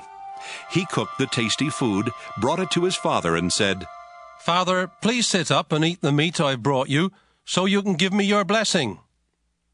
"Who are you?" Isaac asked. "I am Esau, your firstborn son." Isaac started trembling and said, "Then who brought me some wild meat right before you came in? I ate it and gave him a blessing that cannot be taken back." Esau cried loudly and begged, "Father, give me a blessing too." Isaac answered, "Your brother tricked me and stole your blessing." Esau replied, "My brother deserves the name Jacob, because he has already cheated me twice. The first time he cheated me out of my rights as the firstborn son, and now he has cheated me out of my blessing." Then Esau asked his father, "Don't you still have any blessing left for me?" "My son," Isaac answered, "I have made Jacob the ruler over you and your brothers, and all of you will be his servants. I have also promised him all the grain and grapes that he needs. There's nothing left that I can do for you." "Father," Esau asked, "don't you have more than one blessing? You can surely give me a blessing too." Then Esau started crying again. So his father said, "Your home will be far from that fertile land where dew comes down from the heavens. You will live by the power of your sword and be your brother's slave. But when you decide to be free, you will break loose." Esau hated his brother Jacob because he had stolen the blessing that was supposed to be his. So he said to himself, "Just as soon as my father dies, I'll kill Jacob." When Rebekah found out what Esau planned to do, she sent for Jacob and told him, "Son, your brother Esau is just waiting for the time when he can kill you. Now listen carefully and do what I say. Go to the home of my brother Laban in Haran and stay with him for a while. When Esau stops being angry and forgets what you have done to him, I'll send for you to come home. Why should I lose both of my sons on the same day?" Rebekah later told Isaac, "Those Hittite wives of Esau are making my life miserable. If Jacob marries a Hittite woman, I'd be better off dead." Genesis 28. Isaac called in Jacob, then gave him a blessing and said, "Don't marry any of those Canaanite women. Go at once to your mother's father Bethuel in northern Syria, and choose a wife from one of the daughters of Laban, your mother's brother. I pray that God all-powerful will bless you with many descendants and let you become a great nation. May he bless you with the land he gave Abraham, so that you will take over this land where we now live as foreigners." Isaac then sent Jacob to stay with Rebekah's brother Laban, the son of Bethuel the Aramean. Esau found out that his father Isaac had blessed Jacob and had warned him not to marry any of the Canaanite women. He also learned that Jacob had been sent to find a wife in northern Syria and that he had obeyed his father and mother. Esau already had several wives, but he realized at last how much his father hated the Canaanite women. So he married Ishmael's daughter Mahalath, who was the sister of Nebaioth and the granddaughter of Abraham. Jacob left the town of Beersheba and started out for Haran. At sunset he stopped for the night and went to sleep, resting his head on a large rock. In a dream, he saw a ladder that reached from earth to heaven, and God's angels were going up and down on it. The Lord was standing beside the ladder and said, "I am the Lord God who was worshipped by Abraham and Isaac. I will give to you and your family the land on which you are now sleeping. Your descendants will spread over the earth in all directions and will become as numerous as the specks of dust. Your family will be a blessing to all people. Wherever you go, I will watch over you. Then later I will bring you back to this land. I won't leave you. I will do all I have promised." Jacob woke up suddenly and thought, "The Lord is in this place, and I didn't even know it." Then Jacob became frightened and said, "This is a fearsome place. It must be the house of God and the ladder to heaven." When Jacob got up early the next morning, he took the rock that he had used for a pillow and stood it up for a place of worship. Then he poured olive oil on the rock to dedicate it to God, and he named the place Bethel. Before that it had been named Luz. Jacob solemnly promised God, "If you go with me and watch over me as I travel, and if you give me food and clothes and bring me safely home again, you will be my God. This rock will be your house, and I will give back to you 1/10 of everything you give me." Genesis 29.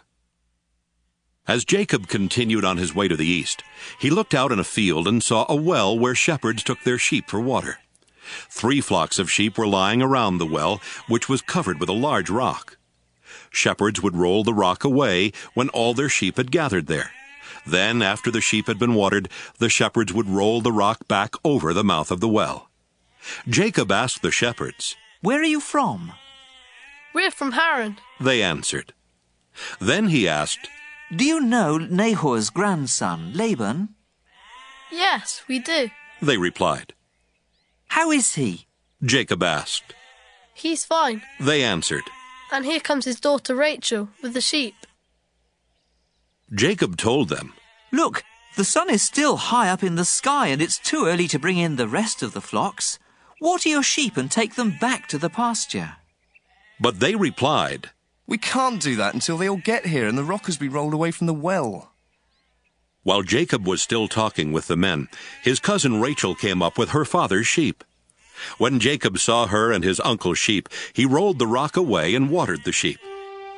He then kissed Rachel and started crying because he was so happy.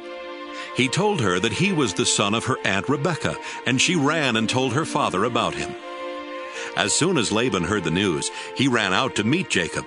He hugged and kissed him and brought him to his home, where Jacob told him everything that had happened. Laban said, "You are my nephew, and you are like one of my own family." After Jacob had been there for a month, Laban said to him, "You shouldn't have to work without pay, just because you are a relative of mine. What do you want me to give you?" Laban had 2 daughters. Leah was older than Rachel, but her eyes didn't sparkle, while Rachel was beautiful and had a good figure. Since Jacob was in love with Rachel, he answered, "If you will let me marry Rachel, I'll work 7 years for you." Laban replied, "It's better for me to let you marry Rachel than for someone else to have her. So stay and work for me." Jacob worked 7 years for Laban, but the time seemed like only a few days because he loved Rachel so much. Jacob said to Laban, "The time is up, and I want to marry Rachel now." So Laban gave a big feast and invited all their neighbors. But that evening he brought Leah to Jacob, who married her and spent the night with her. Laban also gave Zilpah to Leah as her servant woman. The next morning Jacob found out that he had married Leah, and he asked Laban, "Why did you do this to me? Didn't I work to get Rachel? Why did you trick me?" Laban replied, "In our country, the older daughter must get married first. After you spend this week with Leah, you may also marry Rachel. But you will have to work for me another 7 years." At the end of the week of celebration, Laban let Jacob marry Rachel, and he gave her his servant woman Bilhah. Jacob loved Rachel more than he did Leah, but he had to work another 7 years for Laban. The Lord knew that Jacob loved Rachel more than he did Leah, and so he gave children to Leah, but not to Rachel. Leah gave birth to a son and named him Reuben, because she said, "The Lord has taken away my sorrow. Now my husband will love me more than he does Rachel." She had a second son, and named him Simeon, because she said, "The Lord has heard that my husband doesn't love me." When Leah's third son was born, she said, "Now my husband will hold me close." So this son was named Levi. She had one more son and named him Judah, because she said, "I'll praise the Lord." Genesis 30. Rachel was very jealous of Leah for having children, and she said to Jacob, "I'll die if you don't give me some children." But Jacob became upset with Rachel and answered, "Don't blame me. I'm not God." "Here, take my servant Bilhah. Rachel told him. Have children by her, and I'll let them be born on my knees to show that they are mine." Then Rachel let Jacob marry Bilhah, and they had a son. Rachel named him Dan because she said, "God has answered my prayers. He has judged me and given me a son." When Bilhah and Jacob had a second son, Rachel said, "I've struggled hard with my sister, and I've won." So she named the boy Naphtali. When Leah realized she could not have any more children, she let Jacob marry her servant Zilpah, and they had a son. "I'm really lucky," Leah said, and she named the boy Gad. When they had another son, Leah exclaimed, "I'm happy now, and all the women will say how happy I am." So she named him Asher. During the time of the wheat harvest, Reuben found some love flowers and took them to his mother Leah. Rachel asked Leah for some of them, but Leah said, "It's bad enough that you stole my husband. Now you want my son's love flowers too." "All right," Rachel answered. "Let me have the flowers, and you can sleep with Jacob tonight." That evening, when Jacob came in from the fields, Leah told him, "You're sleeping with me tonight. I hired you with my son's love flowers." They slept together that night, and God answered Leah's prayers by giving her a fifth son. Leah shouted, "God has rewarded me for letting Jacob marry my servant." And she named the boy Issachar. When Leah had another son, she exclaimed, "God has given me a wonderful gift, and my husband will praise me for giving him 6 sons." So she named the boy Zebulun. Later, Leah had a daughter and named her Dinah. Finally, God remembered Rachel. He answered her prayer by giving her a son. "God has taken away my disgrace," she said. "I'll name the boy Joseph, and I'll pray that the Lord will give me another son." After Joseph was born, Jacob said to Laban, "Release me from our agreement and let me return to my own country. You know how hard I've worked for you, so let me take my wives and children and leave." But Laban told him, "If you really are my friend, stay on, and I'll pay whatever you ask. I'm sure the Lord has blessed me because of you." Jacob answered, "You've seen how hard I've worked for you, and you know how your flocks and herds have grown under my care. You didn't have much before I came, but the Lord has blessed everything I have ever done for you. Now it's time for me to start looking out for my own family." "How much do you want me to pay you?" Laban asked. Then Jacob told him, "I don't want you to pay me anything. Just do one thing, and I'll take care of your sheep and goats. Let me go through your flocks and herds and take the sheep and goats that are either spotted or speckled, and the black lambs. That's all you need to give me. In the future, you can easily find out if I've been honest. Just look and see if my animals are either spotted or speckled, or if the lambs are black. If they aren't, they've been stolen from you." "I agree to that," was Laban's response. Before the end of the day, Laban had separated his spotted and speckled animals and the black lambs from the others, and had put his sons in charge of them. Then Laban made Jacob keep the rest of the sheep and goats at a distance of 3 days' journey. Jacob cut branches from some poplar trees and from some almond and evergreen trees. He peeled off part of the bark and made the branches look spotted and speckled. Then he put the branches where the sheep and goats would see them while they were drinking from the water trough. The goats mated there in front of the branches, and their young were spotted and speckled.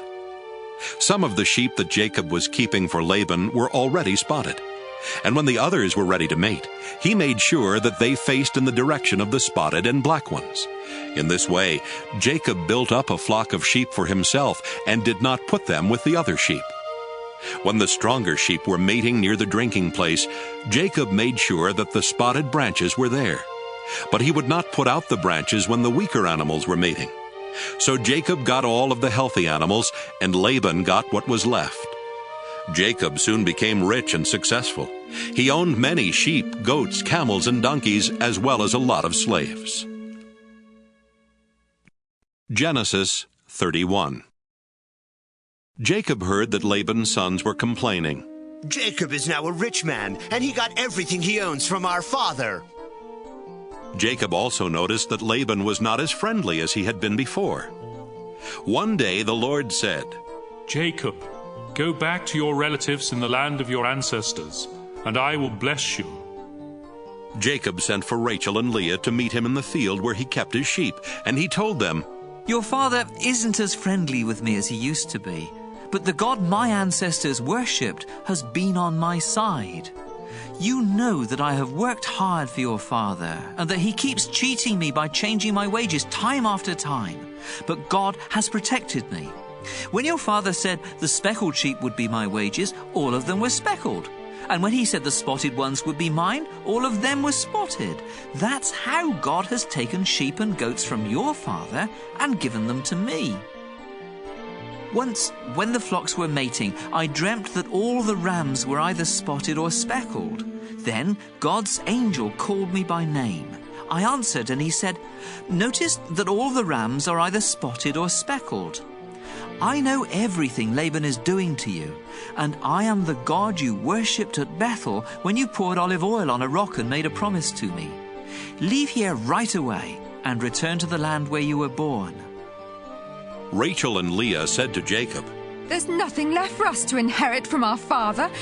He treats us like foreigners, and has even cheated us out of the bride price that should have been ours. Now do whatever God tells you to do. Even the property God took from our father and gave to you really belongs to us and our children. Then Jacob, his wives, and his children got on camels and left for the home of his father Isaac in Canaan. Jacob took all of the flocks, herds, and other property that he had gotten in northern Syria. Before Rachel left, she stole the household idols while Laban was out shearing his sheep. Jacob tricked Laban the Aramean by not saying that he intended to leave. When Jacob crossed the Euphrates River and headed for the hill country of Gilead, he took with him everything he owned. 3 days later, Laban found out that Jacob had gone. So he took some of his relatives along and chased after Jacob for 7 days before catching up with him in the hill country of Gilead.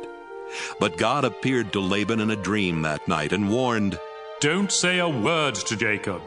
Don't make a threat or a promise. Jacob had set up camp in the hill country of Gilead when Laban and his relatives came and set up camp in another part of the hill country. Laban went to Jacob and said, Look, what you've done. You've tricked me and run off with my daughters like a kidnapper. Why did you sneak away without telling me? I would have given you a going-away party with singing and with music on tambourines and harps. You didn't even give me a chance to kiss my own grandchildren and daughters goodbye. That was really foolish. I could easily hurt you, but the God your father worshipped has warned me not to make any threats or promises. I can understand why you were eager to return to your father, but why did you have to steal my idols? Jacob answered, I left secretly because I was afraid you would take your daughters from me by force. If you find that any one of us has taken your idols, I'll have that person killed. Let your relatives be witnesses. Show me what belongs to you and you can take it back. Jacob did not realize that Rachel had stolen the household idols. Laban searched the tents of Jacob, Leah, and the 2 servant women, but did not find the idols. Then he started for Rachel's tent. She had already hidden them in the cushion she used as a saddle and was sitting on it. Laban searched everywhere and did not find them. Rachel said, Father, please don't be angry with me for not getting up. I'm having my period. Laban kept on searching, but still did not find the idols. Jacob became very angry and said to Laban, "What have I done wrong? Have I committed some crime? Is that why you hunted me down? After searching through everything I have, did you find anything of yours? If so, put it here where your relatives and mine can see it. Then we can decide what to do. In all the 20 years that I've worked for you, not one of your sheep or goats has had a miscarriage, and I've never eaten even one of your rams. If a wild animal killed one of your sheep or goats, I paid for it myself. In fact, you demanded the full price, whether the animal was killed during the day or at night. I sweated every day, and I couldn't sleep at night because of the cold. I had to work 14 of these 20 long years to earn your 2 daughters, and another 6 years to buy your sheep and goats. During that time, you kept changing my wages. If the fearsome God worshipped by Abraham and my father Isaac had not been on my side, you would have sent me away without a thing. But God saw my hard work, and he knew the trouble I was in, so he helped me. Then, last night, he told you how wrong you were." Laban said to Jacob, "Leah and Rachel are my daughters, and their children belong to me. All these sheep you are taking are really mine, too. In fact, everything you have belongs to me. But there is nothing I can do to keep my daughters and their children. So I am ready to make an agreement with you, and we will pile up some large rocks here to remind us of the agreement." After Jacob had set up a large rock, he told his men to get some more rocks and pile them up next to it. Then Jacob and Laban ate a meal together beside the rocks. Laban named the pile of rocks Jegar-Sahadutha, but Jacob named it Galeed. Laban said to Jacob, "This pile of rocks will remind us of our agreement." That's why the place was named Galeed. Laban also said, "This pile of rocks means that the Lord will watch us both while we are apart from each other." So the place was also named Mizpah. Then Laban said, "If you mistreat my daughters or marry other women, I may not know about it, but remember, God is watching us. Both this pile of rocks and this large rock have been set up between us as a reminder. I must never go beyond them to attack you, and you must never go beyond them to attack me. My father Nahor, your grandfather Abraham, and their ancestors all worship the same God, and he will make sure that we each keep the agreement." Then Jacob made a promise in the name of the fearsome God his father Isaac had worshipped.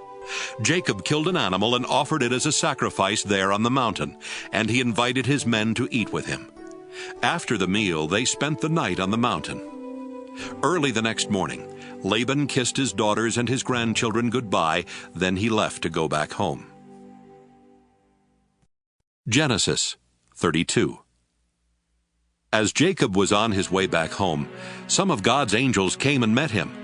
When Jacob saw them, he said, "This is God's camp." So he named the place Mahanaim. Jacob sent messengers on ahead to Esau, who lived in the land of Seir, also known as Edom. Jacob told them to say to Esau, "Master, I am your servant.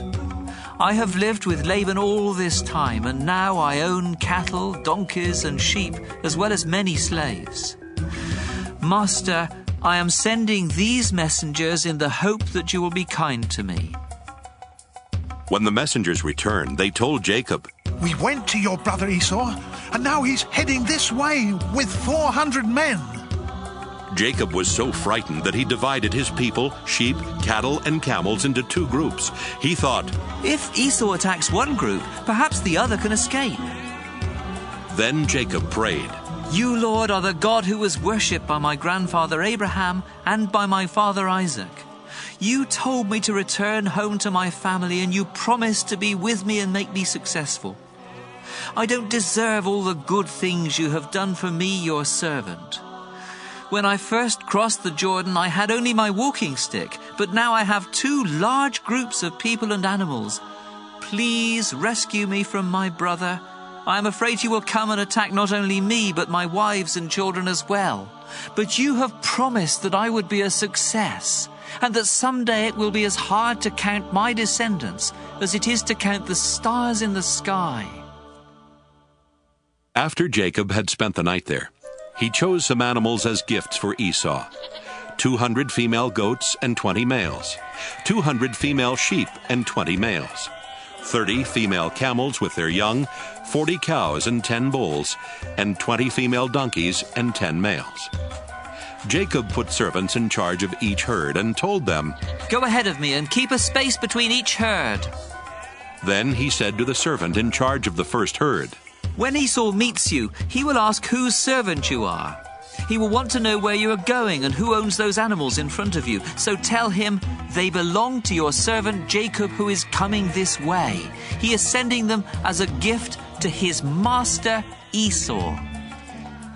Jacob also told the men in charge of the second and third herds and those who followed to say the same thing when they met Esau. And Jacob told them to be sure to say that he was right behind them. Jacob hoped the gifts would make Esau friendly, so Esau would be glad to see him when they met. Jacob's men took the gifts on ahead of him, but he spent the night in camp. Jacob got up in the middle of the night and took his wives, his 11 children, and everything he owned across to the other side of the Jabbok River for safety. Afterwards, Jacob went back and spent the rest of the night alone.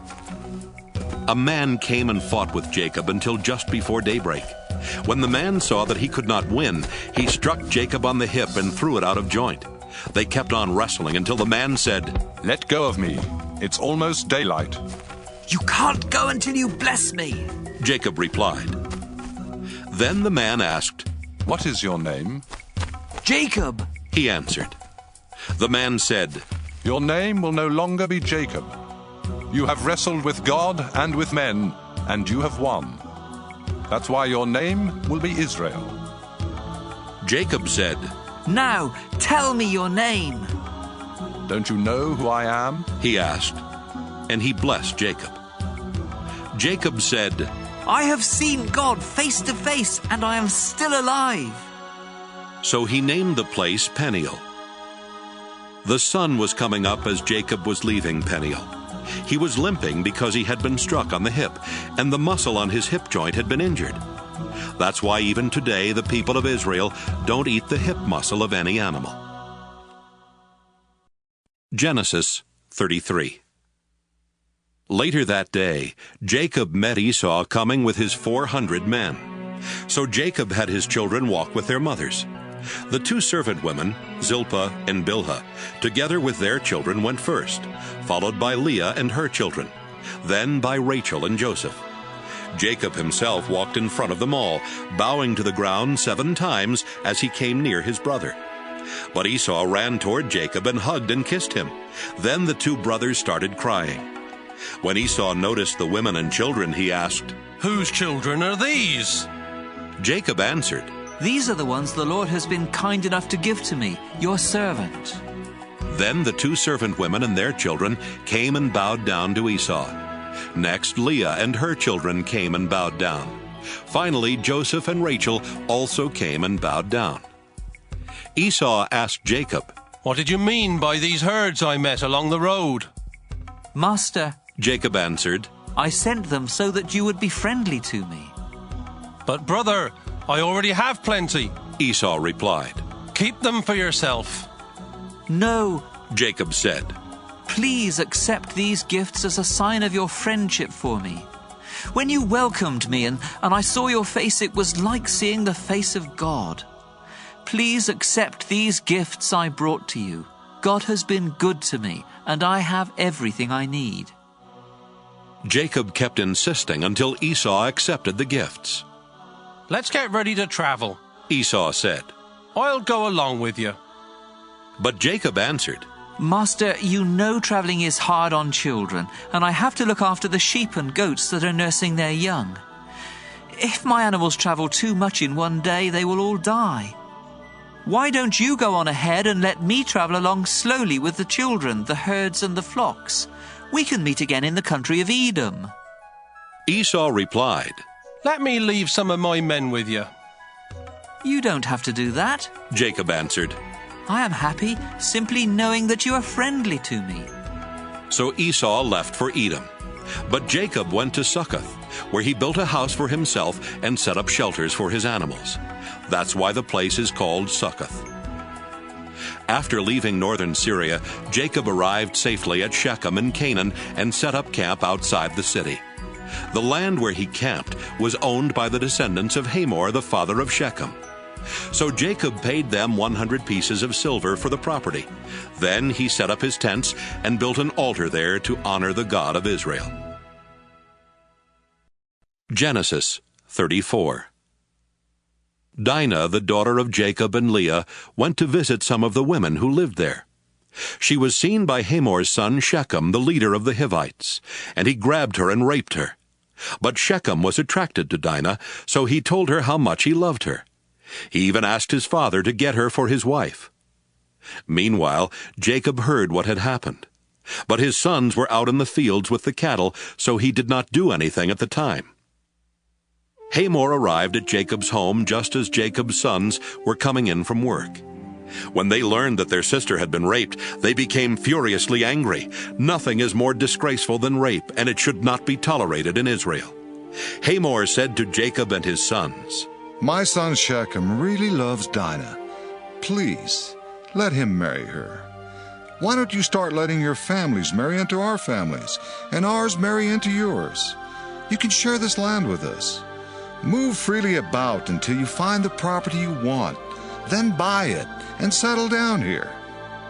Shechem added, "Do this favor for me, and I'll give whatever you want.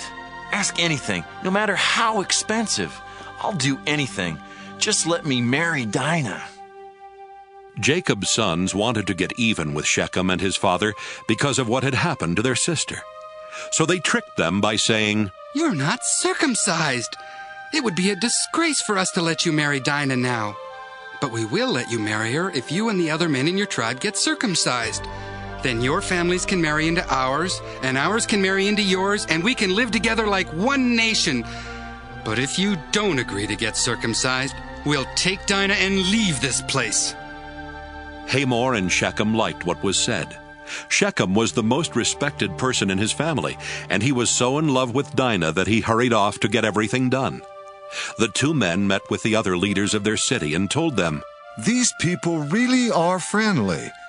Why not let them move freely about until they find the property they want? There's enough land here for them and for us. Then our families can marry into theirs, and theirs can marry into ours." We have to do only one thing before they'll agree to stay here and become one nation with us. Our men will have to be circumcised like their men. Just think, we'll get their property as well as their flocks and herds.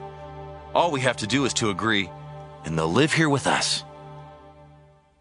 Every grown man followed this advice and got circumcised. 3 days later, the men who had been circumcised were still weak from pain. So Simeon and Levi, two of Dinah's brothers, attacked with their swords and killed every man in town, including Hamor and Shechem. Then they took Dinah and left. Jacob's other sons came and took everything they wanted. All this was done because of the horrible thing that had happened to their sister. They took sheep, goats, donkeys, and everything else that was in the town or the fields. After taking everything of value from the houses, they dragged away the wives and children of their victims. Jacob said to Simeon and Levi, "Look what you've done. Now I'm in real trouble with the Canaanites and Perizzites who live around here. There aren't many of us, and if they attack, they'll kill everyone in my household." They answered, "Was it right to let our own sister be treated that way?" Genesis 35. God told Jacob, "Return to Bethel, where I appeared to you when you were running from your brother Esau. Make your home there and build an altar for me." Jacob said to his family and to everyone else who was traveling with him, Get rid of your foreign gods. Then make yourselves acceptable to worship God and put on clean clothes. Afterwards, we'll go to Bethel. I will build an altar there for God who answered my prayers when I was in trouble and who has always been at my side." So everyone gave Jacob their idols and their earrings, and he buried them under the oak tree near Shechem. While Jacob and his family were traveling through Canaan, God terrified the people in the town so much that no one dared bother them. Finally, they reached Bethel, also known as Luz. Jacob built an altar there and called it God of Bethel, because that was the place where God had appeared to him when he was running from Esau. While they were there, Rebekah's personal servant Deborah died. They buried her under an oak tree and called it Weeping Oak. After Jacob came back to the land of Canaan, God appeared to him again. This time he gave Jacob a new name and blessed him by saying, "I am God all-powerful, and from now on your name will be Israel instead of Jacob. You will have many children. Your descendants will become nations, and some of the men in your family will even be kings. I will give you the land that I promised Abraham and Isaac, and it will belong to your family forever." After God had gone, Jacob set up a large rock so that he would remember what had happened there. Then he poured wine and olive oil on the rock to show that it was dedicated to God, and he named the place Bethel. Jacob and his family had left Bethel and were still a long way from Ephrath when the time came for Rachel's baby to be born. She was having a rough time, but the woman who was helping her said, "Don't worry, it's a boy." Rachel was at the point of death, and right before dying she said, "I'll name him Benoni." But Jacob called him Benjamin. Rachel was buried beside the road to Ephrath, which is also called Bethlehem. Jacob set up a tombstone over her grave, and it is still there. Jacob, also known as Israel, traveled to the south of Eder Tower, where he set up camp. During their time there, Jacob's oldest son Reuben slept with Bilhah, who was one of Jacob's other wives, and Jacob found out about it. Jacob had 12 sons while living in northern Syria. His firstborn Reuben was the son of Leah, who later gave birth to Simeon, Levi, Judah, Issachar, and Zebulun. Leah's servant Zilpah had 2 sons, Gad and Asher. Jacob and his wife Rachel had Joseph and Benjamin. Rachel's servant woman Bilhah had 2 more sons, Dan and Naphtali. Jacob went to his father Isaac at Hebron, also called Mamre or Kiriath Arba, where Isaac's father Abraham had lived as a foreigner. Isaac died at the ripe old age of 180. Then his sons Esau and Jacob buried him. Genesis 36. Esau, also known as Edom, had many descendants. He married 3 Canaanite women. The first was Adah, the daughter of Elam the Hittite. The second was Oholibamah, the daughter of Anah and the granddaughter of Zibeon the Hivite. The third was Basemath, who was Ishmael's daughter and Nebaioth's sister. Esau and his 3 wives had 5 sons while in Canaan. Adah's son was Eliphaz. Basemath's son was Reuel. Oholibamah's 3 sons were Jeush, Jalam, and Korah. Esau took his children and wives, his relatives and servants, his animals and possessions he had gotten while in Canaan, and moved far from Jacob. He did this because the land was too crowded and could not support him and his brother with their flocks and herds. That's why Esau made his home in the hill country of Seir. Esau lived in the hill country of Seir and was the ancestor of the Edomites. Esau had 3 wives, Adah, Basemath, and Oholibamah. Here is a list of his descendants. Esau and Adah had a son named Eliphaz, whose sons were Teman, Omar, Zepho, Gatam, and Kenaz. Timnah was the other wife of Esau's son Eliphaz, and she had a son named Amalek. Esau and Basemath had a son named Reuel, whose sons were Nahath, Zerah, Shammah, and Mizah. Esau and Oholibamah had 3 sons, Jeush, Jalam, and Korah. Esau and Ada's oldest son was Eliphaz, and the clans that descended from him were Teman, Omar, Zepho, Kenaz, Korah, Gatam, and Amalek. These and Esau's other descendants lived in the land of Edom. The clans that descended from Esau and Basemath's son Reuel were Nahath, Zerah, Shammah, and Mizah.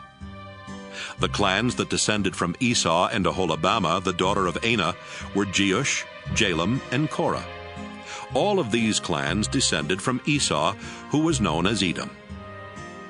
Seir was from the Horite tribe that lived in Edom before the time of Esau. The clans that had descended from him were Lotan, Shobal, Zibeon, Anah, Dishon, Ezer, and Dishan. Lotan's sons were Horai and Heman. His sister was Timnah. Shobal's sons were Alvan, Manahath, Ebal, Shepho, and Onam. Zibeon's sons were Aya and Anah, the same Anah who found an oasis in the desert while taking the donkeys of his father out to pasture. Anah's children were Dishon and Aholibamah. Dishon's sons were Hemdan, Eshban, Ithran, and Kiran. Ezer's sons were Bilhan, Zaavan, and Achan. Dishan's sons were Uz and Aaron. The clans of the Horites were Lotan, Shobal, Zibeon, Anah, Dishon, Ezer, and Dishan, and they lived in the land of Seir. Before there were kings in Israel, the following kings ruled Edom one after another: Bela, son of Beor, from Dinhabah; Jobab, son of Zerah, from Basra; Husham, from the land of Teman; Hadad, son of Bedad, from Avith. Bedad had defeated the Midianites in Moab; Samlah, from Masrekah; Shaul, from the city of Rehoboth on the Euphrates River; Baal-Hanan, son of Akbor; Hadar, from the city of Pau. His wife Mehetabel was the daughter of Matred and the granddaughter of Mezahab. The clans that descended from Esau took their names from their families and the places where they lived. They are Timnah, Alva, Jetheth, Aholibamah, Elah, Pinon, Kenaz, Teman, Mibzar, Magdiel, and Iram. These clans descended from Esau, who was known as Edom, the father of the Edomites. They took their names from the places where they settled. Genesis 37. Jacob lived in the land of Canaan, where his father Isaac had lived, and this is the story of his family. When Jacob's son Joseph was 17 years old, he took care of the sheep with his brothers, the sons of Bilhah and Zilpah. But he was always telling his father all sorts of bad things about his brothers. Jacob loved Joseph more than he did any of his other sons, because Joseph was born after Jacob was very old. Jacob had given Joseph a fancy coat to show that he was his favorite son, and so Joseph's brothers hated him and would not be friendly to him. One day, Joseph told his brothers what he had dreamed, and they hated him even more. Joseph said, "Let me tell you about my dream. We were out in the field, tying up bundles of wheat. Suddenly, my bundle stood up, and your bundles gathered round and bowed down to it." His brothers asked, "Do you really think you're going to be king and rule over us?" Now they hated Joseph more than ever because of what he had said about his dream. Joseph later had another dream, and he told his brothers, "Listen to what else I dreamed. The sun, the moon, and 11 stars bowed down to me." When he told his father about this dream, his father became angry and said, "What's that supposed to mean? Are your mother and I and your brothers all going to come and bow down in front of you?" Joseph's brothers were jealous of him, but his father kept wondering about the dream. One day when Joseph's brothers had taken the sheep to a pasture near Shechem, his father Jacob said to him, "I want you to go to your brothers. They are with the sheep near Shechem." "Yes, sir," Joseph answered. His father said, "Go and find out how your brothers and the sheep are doing. Then come back and let me know." So he sent him from Hebron Valley. Joseph was near Shechem and wandering through the fields when a man asked, "What are you looking for?" Joseph answered, "I'm looking for my brothers who are watching the sheep. Can you tell me where they are?" "They're not here anymore," the man replied. I overheard them say they were going to Dothan. Joseph left and found his brothers in Dothan. But before he got there, they saw him coming and made plans to kill him. They said to one another, "Look, here comes the hero of those dreams. Let's kill him and throw him into a pit and say that some wild animal ate him. Then we'll see what happens to those dreams." Reuben heard this and tried to protect Joseph from them. "Let's not kill him," he said. "Don't murder him or even harm him. Just throw him into a dry well out here in the desert." Reuben planned to rescue Joseph later and take him back to his father. When Joseph came to his brothers, they pulled off his fancy coat and threw him into a dry well. As Joseph's brothers sat down to eat, they looked up and saw a caravan of Ishmaelites coming from Gilead. Their camels were loaded with all kinds of spices that they were taking to Egypt. So Judah said, "What will we gain if we kill our brother and hide his body? Let's sell him to the Ishmaelites and not harm him. After all, he is our brother." And the others agreed. When the Midianite merchants came by, Joseph's brothers took him out of the well, and for 20 pieces of silver they sold him to the Ishmaelites, who took him to Egypt. When Reuben returned to the well and did not find Joseph there, he tore his clothes in sorrow. Then he went back to his brothers and said, "The boy is gone! What am I going to do?" Joseph's brothers killed a goat and dipped Joseph's fancy coat in its blood. After this, they took the coat to their father and said, "We found this. Look at it carefully and see if it belongs to your son."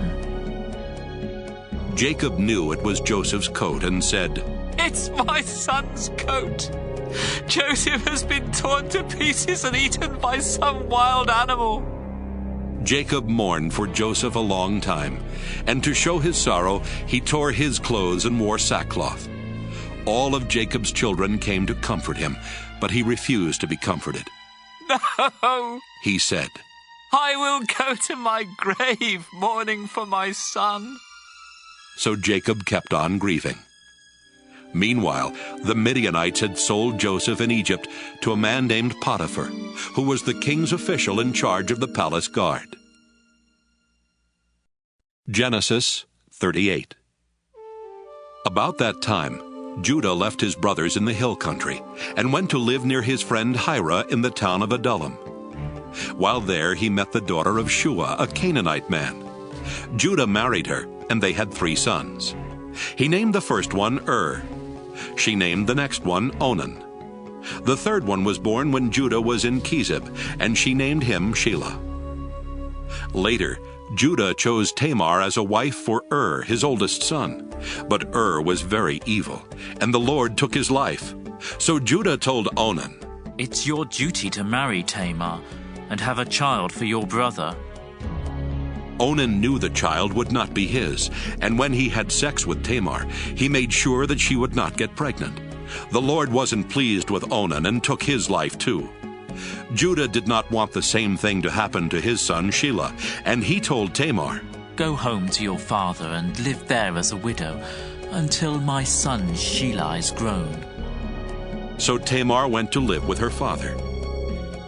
Some years later, Judah's wife died, and he mourned for her. He then went with his friend Hira to the town of Timnah, where his sheep were being sheared. Tamar found out that her father-in-law Judah was going to Timnah to shear his sheep. She also realized that Shelah was now a grown man, but she had not been allowed to marry him. So she decided to dress in something other than her widow's clothes and to cover her face with a veil. After this, she sat outside the town of Enaim on the road to Timnah. When Judah came along, he did not recognize her because of the veil. He thought she was a prostitute and asked her to sleep with him. She asked, "What will you give me if I do?" "One of my young goats," he answered. "What will you give me to keep until you send the goat?" she asked. "What do you want?" he asked in return. "The ring on that cord around your neck," was her reply. "I also want the special walking stick you have with you." He gave them to her. They slept together, and she became pregnant. After returning home, Tamar took off the veil and dressed in her widow's clothes again. Judah had his friend Hira take a goat to the woman, so he could get back the ring and walking stick, but she wasn't there. Hira asked the people of Enaim, "Where is the prostitute who sat along the road outside your town?" "There's never been one here," they answered. Hira went back and told Judah, "I couldn't find the woman, and the people of Enaim said no prostitute had ever been there." "If you couldn't find her, we'll just let her keep the things I gave her," Judah answered. "And we'd better forget about the goat, or else we'll look like fools." About 3 months later, someone told Judah, "Your daughter-in-law Tamar has behaved like a prostitute, and now she's pregnant." "Drag her out of town and burn her to death," Judah shouted. As Tamar was being dragged off, she sent someone to tell her father-in-law, "The man who gave me this ring, this cord, and this walking stick is the one who got me pregnant." "Those are mine," Judah admitted. "She's a better person than I am, because I broke my promise to let her marry my son Shelah." After this, Judah never slept with her again. Tamar later gave birth to twins, but before either of them was born, one of them stuck a hand out of her womb. The woman who was helping tied a red thread around the baby's hand and explained, "This one came out first." Right away, his hand went back in, and the other child was born first. The woman then said, "What an opening you've made for yourself." So they named the baby Perez. When the brother with the red thread came out, they named him Zerah. Genesis 39. The Ishmaelites took Joseph to Egypt and sold him to Potiphar, the king's official in charge of the palace guard. So Joseph lived in the home of Potiphar, his Egyptian owner. Soon Potiphar realized that the Lord was helping Joseph to be successful in whatever he did. Potiphar liked Joseph and made him his personal assistant, putting him in charge of his house and all of his property.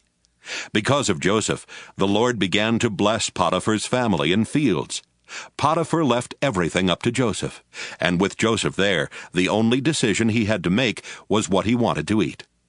Joseph was well-built and handsome, and Potiphar's wife soon noticed him.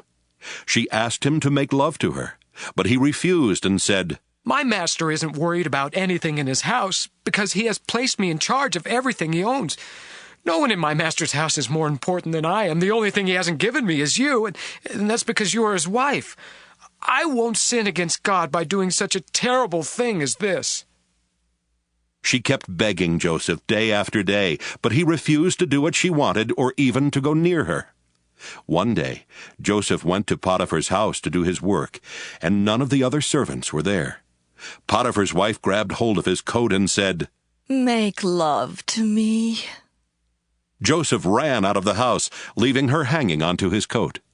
When this happened, she called in her servants and said, "Look, this Hebrew has come just to make fools of us. He tried to rape me, but I screamed for help, and when he heard me scream, he ran out of the house, leaving his coat with me." Potiphar's wife kept Joseph's coat until her husband came home. Then she said, "That Hebrew slave of yours tried to rape me, but when I screamed for help, he left his coat and ran out of the house." Potiphar became very angry and threw Joseph in the same prison where the king's prisoners were kept. While Joseph was in prison, the Lord helped him and was good to him. He even made the jailer like Joseph so much that he put him in charge of the other prisoners and of everything that was done in the jail. The jailer did not worry about anything because the Lord was with Joseph and made him successful in all that he did. Genesis 40. While Joseph was in prison, both the king's personal servant and his chief cook made the king angry, so he had them thrown into the same prison with Joseph. They spent a long time in prison, and Potiphar, the official in charge of the palace guard, made Joseph their servant. One night, each of the two men had a dream, but their dreams had different meanings. The next morning, when Joseph went to see the men, he could tell they were upset, and he asked, "Why are you so worried today?" "We each had a dream last night, They answered, "And there's no one to tell us what they mean." Joseph replied, "Doesn't God know the meaning of dreams? Now, tell me what you dreamed." The king's personal servant told Joseph, "In my dream, I saw a vine with 3 branches. As soon as it budded, it blossomed, and its grapes became ripe. I held the king's cup and squeezed the grapes into it. Then I gave the cup to the king." Joseph said, "This is the meaning of your dream. The 3 branches stand for 3 days, and in 3 days the king will pardon you. He will make you his personal servant again, and you will serve him his wine just as you used to do. But when these good things happen, please don't forget to tell the king about me so I can get out of this place. I was kidnapped from the land of the Hebrews, and here in Egypt I haven't done anything to deserve being thrown in jail." When the chief cook saw that Joseph had given a good meaning to the dream, he told Joseph, "I also had a dream. In it, I was carrying 3 bread baskets stacked on top of my head. The top basket was full of all kinds of baked things for the king, but birds were eating them." Joseph said, "This is the meaning of your dream. The 3 baskets are 3 days, and in 3 days the king will cut off your head. He will hang your body on a pole, and birds will come and peck at it." 3 days later, while the king was celebrating his birthday with a dinner for his officials, he sent for his personal servant and the chief cook. He put the personal servant back in his old job and had the cook put to death. Everything happened just as Joseph had said it would, but the king's personal servant completely forgot about Joseph. Genesis 41. 2 years later, the king of Egypt dreamed he was standing beside the Nile River. Suddenly, 7 fat, healthy cows came up from the river and started eating grass along the bank. Then 7 ugly, skinny cows came up out of the river and ate the fat, healthy cows. When this happened, the king woke up. The king went back to sleep and had another dream. This time, 7 full heads of grain were growing on a single stalk. Later, 7 other heads of grain appeared, but they were thin and scorched by the east wind. The thin heads of grain swallowed the 7 full heads. Again the king woke up, and it had only been a dream. The next morning the king was upset, so he called in his magicians and wise men and told them what he had dreamed. None of them could tell him what the dreams meant. The king's personal servant said, "Now I remember what I was supposed to do. When you were angry with me and your chief cook, you threw us both in jail in the house of the captain of the guard. One night we both had dreams, and each dream had a different meaning. A young Hebrew, who was a servant of the captain of the guard, was there with us at the time. When we told him our dreams, he explained what each of them meant, and everything happened just as he said it would. I got my job back, and the cook was put to death."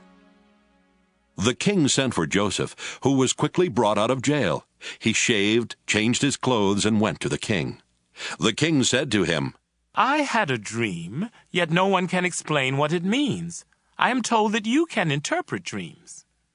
"Your Majesty," Joseph answered, "I can't do it myself, but God can give a good meaning to your dreams." The king told Joseph, "I dreamed I was standing on the bank of the Nile River. I saw 7 fat, healthy cows come up out of the river. They began feeding on the grass. Next, 7 skinny, bony cows came up out of the river. I have never seen such terrible-looking cows anywhere in Egypt. The skinny cows ate the fat ones, but you couldn't tell it because these skinny cows were just as skinny as they were before. Right away, I woke up. I also dreamed that I saw 7 heads of grain growing on one stalk. The heads were full and ripe. Then 7 other heads of grain came up. They were thin and scorched by a wind from the desert. These heads of grain swallowed the full ones. I told my dreams to the magicians, but none of them could tell me the meaning of the dreams." Joseph replied, Your Majesty, both of your dreams mean the same thing, and in them God has shown what he is going to do. The 7 good cows stand for 7 years, and so do the 7 good heads of grain. The 7 skinny, ugly cows that came up later also stand for 7 years, as do the 7 bad heads of grain that were scorched by the east wind. The dreams mean there will be 7 years when there won't be enough grain. It is just as I said. God has shown what he intends to do. For 7 years, Egypt will have more than enough grain, but that will be followed by 7 years when there won't be enough. The good years of plenty will be forgotten, and everywhere in Egypt, people will be starving. The famine will be so bad that no one will remember that once there had been plenty. God has given you 2 dreams to let you know that he has definitely decided to do this, and that he will do it soon. Your Majesty, you should find someone who is wise and will know what to do, so that you can put him in charge of all Egypt. Then appoint some other officials to collect 1/5 of every crop harvested in Egypt during the 7 years when there is plenty. Give them the power to collect the grain during those good years and to store it in your cities. It can be stored until it is needed during the 7 years when there won't be enough grain in Egypt. This will keep the country from being destroyed because of the lack of food. The king and his officials liked this plan. So the king said to them, No one could possibly handle this better than Joseph, since the Spirit of God is with him. The king told Joseph, God is the only one who has shown you these things. No one else is as wise as you are or knows as much as you do. I'm putting you in charge of my palace, and everybody will have to obey you. No one will be over you except me. You are now governor of all Egypt. Then the king took off his royal ring and put it on Joseph's finger. He gave him fine clothes to wear and placed a gold chain around his neck. He also let him ride in the chariot next to his own, and people shouted, Make way for Joseph! So Joseph was governor of Egypt. The king told Joseph, Although I'm king, no one in Egypt is to do anything without your permission. He gave Joseph the Egyptian name Zaphenath-Paneah, and he let him marry Asenath, the daughter of Potipherah, a priest in the city of Heliopolis. Joseph traveled all over Egypt. Joseph was 30 when the king made him governor, and he went everywhere for the king. For 7 years there were big harvests of grain. Joseph collected and stored up the extra grain in the cities of Egypt near the fields where it was harvested. In fact, there was so much grain that they stopped keeping record, because it was like counting the grains of sand along the beach. Joseph and his wife had 2 sons before the famine began. Their first son was named Manasseh, which means, God has let me forget all my troubles and my family back home. His second son was named Ephraim, which means, God has made me a success in the land where I suffered. Egypt's 7 years of plenty came to an end, and the 7 years of famine began, just as Joseph had said. There was not enough food in other countries, but all over Egypt there was plenty. When the famine finally struck Egypt, the people asked the king for food, but he said, Go to Joseph and do what he tells you to do. The famine became bad everywhere in Egypt, so Joseph opened the storehouses and sold the grain to the Egyptians. People from all over the world came to Egypt because the famine was severe in their countries. Genesis 42. When Jacob found out there was grain in Egypt, he said to his sons, Why are you just sitting here, staring at one another? I have heard there is grain in Egypt. Now go down and buy some so we won't starve to death. 10 of Joseph's brothers went to Egypt to buy grain. But Jacob did not send Joseph's younger brother Benjamin with them. He was afraid that something might happen to him. So Jacob's sons joined others from Canaan who were going to Egypt because of the terrible famine. Since Joseph was governor of Egypt and in charge of selling grain, his brothers came to him and bowed with their faces to the ground. They did not recognize Joseph, but right away he knew who they were, though he pretended not to know. Instead, he spoke harshly and asked, "Where do you come from?" "From the land of Canaan," they answered. "We've come here to buy grain." Joseph remembered what he had dreamed about them and said, "You're spies! You've come here to find out where our country is weak." "No, sir," they replied. "We're your servants, and we have only come to buy grain.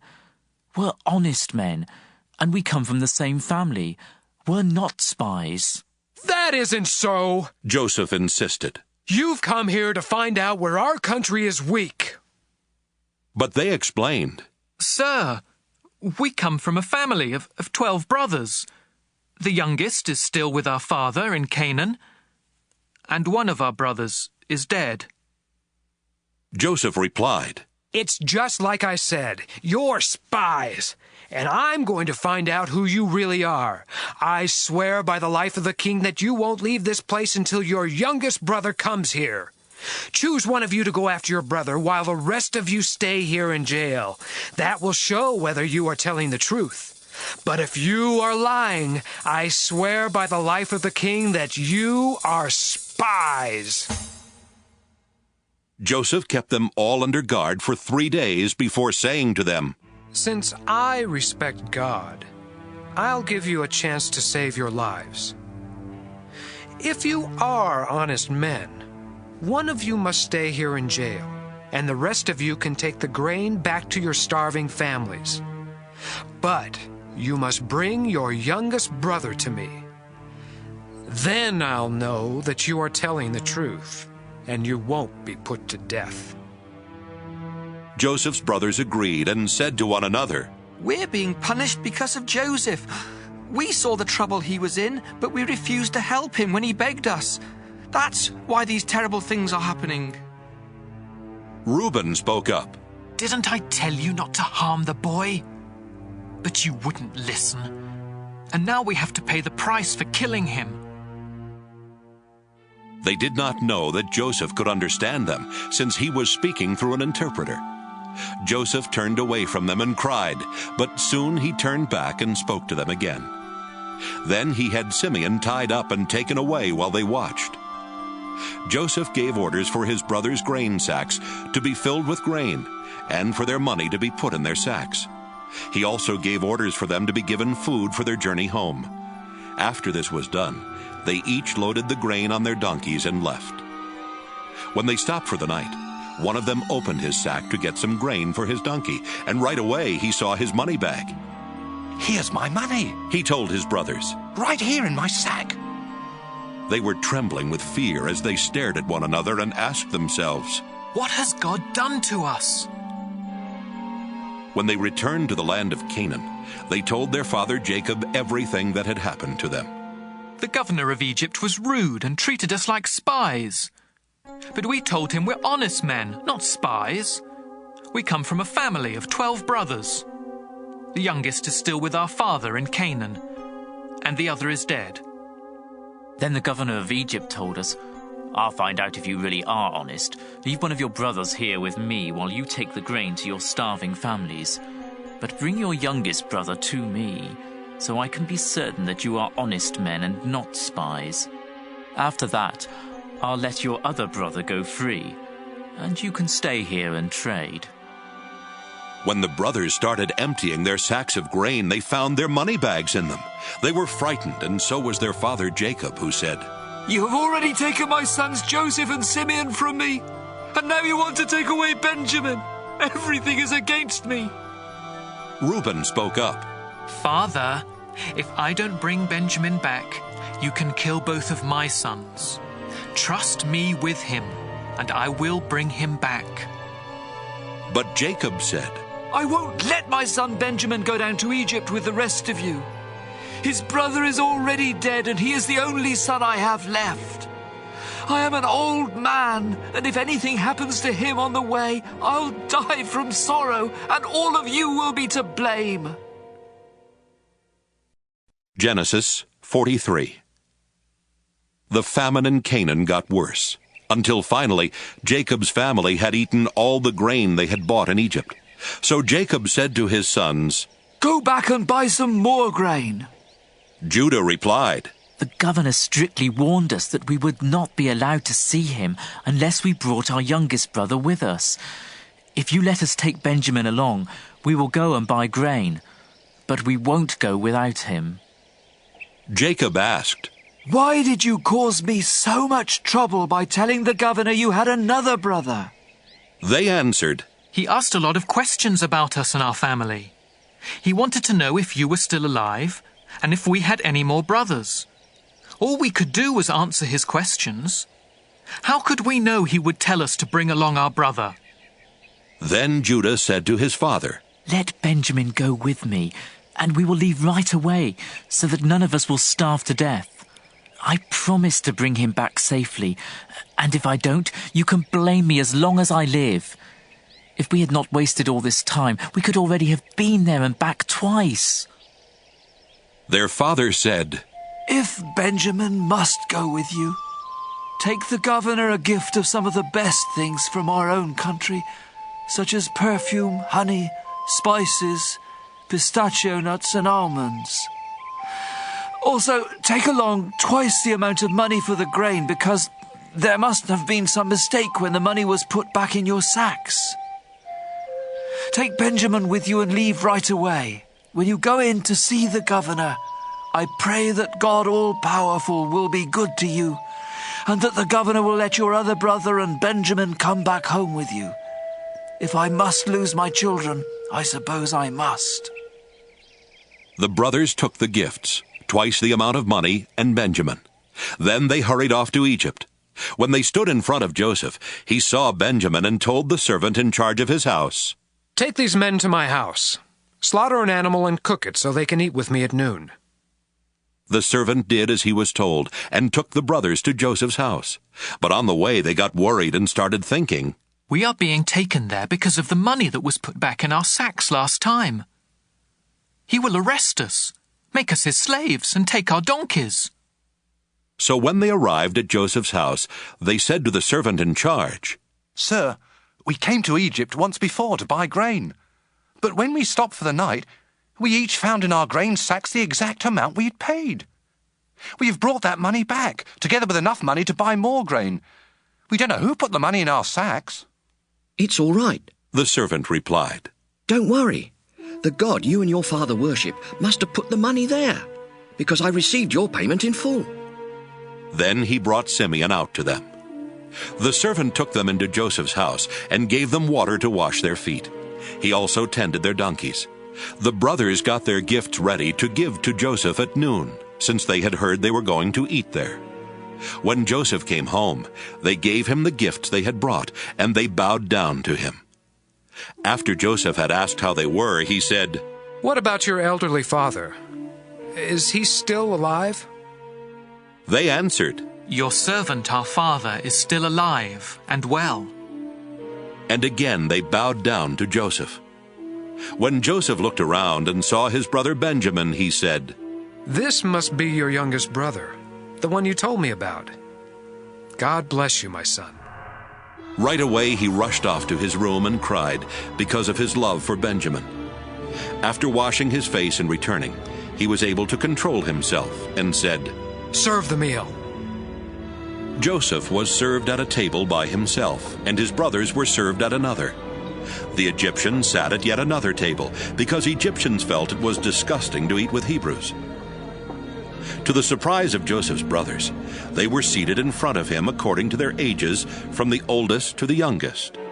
They were served food from Joseph's table, and Benjamin was given 5 times as much as each of the others.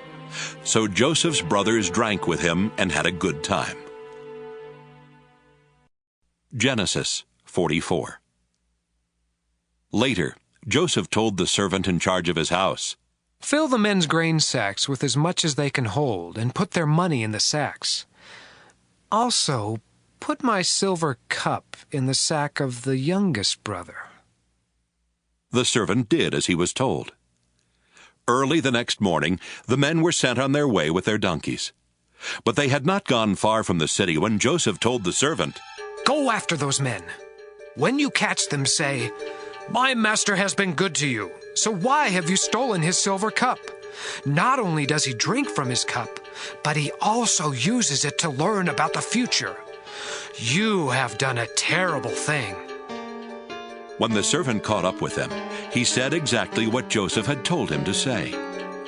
But they replied, "Sir, why do you say such things? We would never do anything like that." We even returned the money we found in our grain sacks when we got back to Canaan. So why would we want to steal any silver or gold from your master's house? If you find that one of us has the cup, then kill him, and the rest of us will become your slaves." "Good," the man replied. "I'll do what you have said, but only the one who has the cup will become my slave. The rest of you can go free."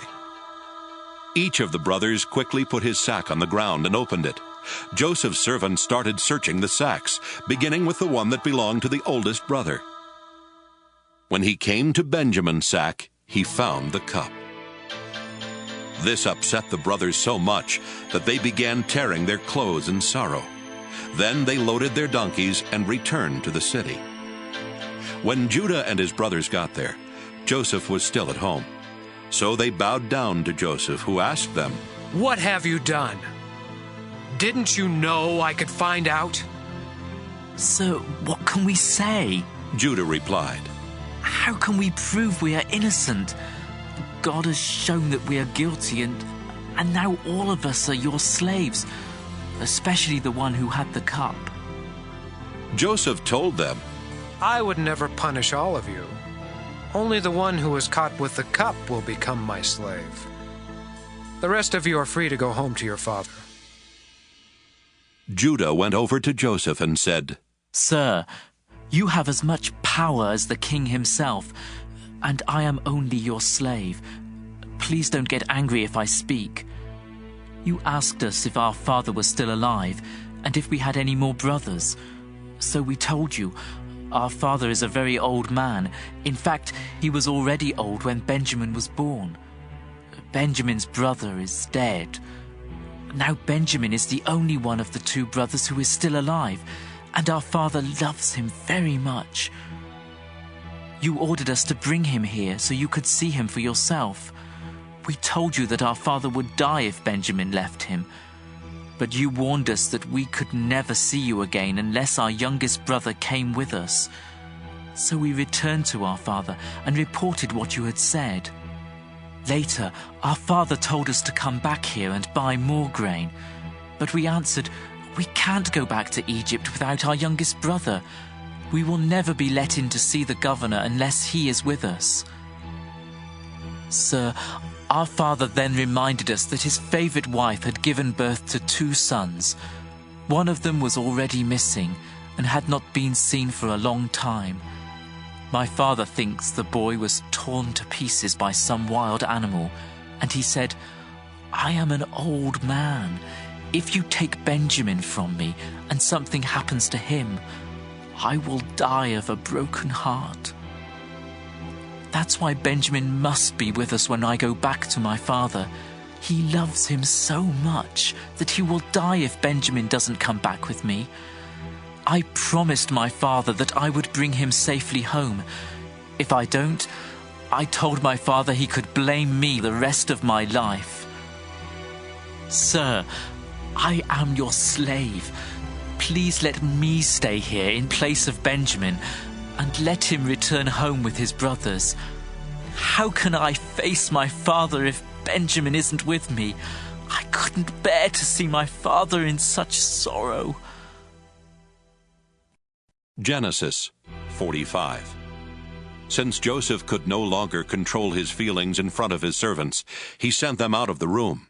When he was alone with his brothers, he told them, "I am Joseph." Then he cried so loudly that the Egyptians heard him and told about it in the king's palace. Joseph asked his brothers if his father was still alive, but they were too frightened to answer. Joseph told them to come closer to him, and when they did, he said, "Yes, I am your brother Joseph, the one you sold into Egypt. Don't worry or blame yourselves for what you did. God is the one who sent me ahead of you to save lives. There has already been a famine for 2 years, and for 5 more years no one will plow fields or harvest grain. But God sent me on ahead of you to keep your families alive and to save you in this wonderful way. After all, you weren't really the ones who sent me here. It was God. He made me the highest official in the king's court and placed me over all Egypt. Now hurry back and tell my father that his son Joseph says, God has made me ruler of Egypt. Come here as quickly as you can. You will live near me in the region of Goshen with your children and grandchildren, as well as with your sheep, goats, cattle, and everything else you own. I will take care of you there during the next 5 years of famine. But if you don't come, you and your family and your animals will starve to death. All of you, including my brother Benjamin, can tell by what I have said that I really am Joseph. Tell my father about my great power here in Egypt and about everything you have seen. Hurry and bring him here." Joseph and Benjamin hugged each other and started crying. Joseph was still crying as he kissed each of his other brothers. After this, they started talking with Joseph. When it was told in the palace that Joseph's brothers had come, the king and his officials were happy. So the king said to Joseph, "Tell your brothers to load their donkeys and return to Canaan. Have them bring their father and their families here. I will give them the best land in Egypt, and they can eat and enjoy everything that grows on it. Also tell your brothers to take some wagons from Egypt for their wives and children to ride in, and be sure to have them bring their father. They can leave their possessions behind, because they will be given the best of everything in Egypt." Jacob's sons agreed to do what the king had said, and Joseph gave them wagons and food for their trip home, just as the king had ordered. Joseph gave some new clothes to each of his brothers, but to Benjamin he gave 5 new outfits and 300 pieces of silver.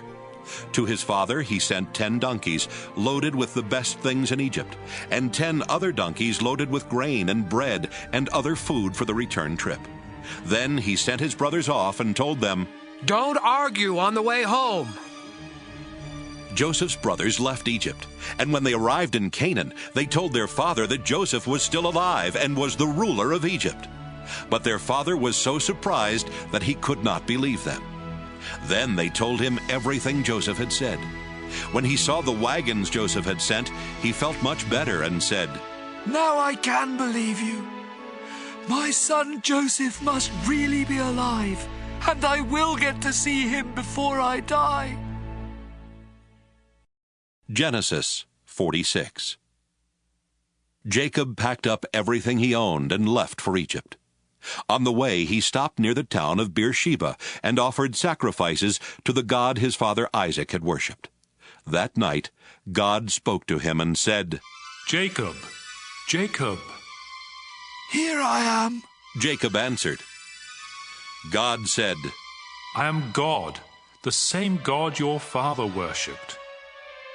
Don't be afraid to go to Egypt. I will give you so many descendants that one day they will become a nation.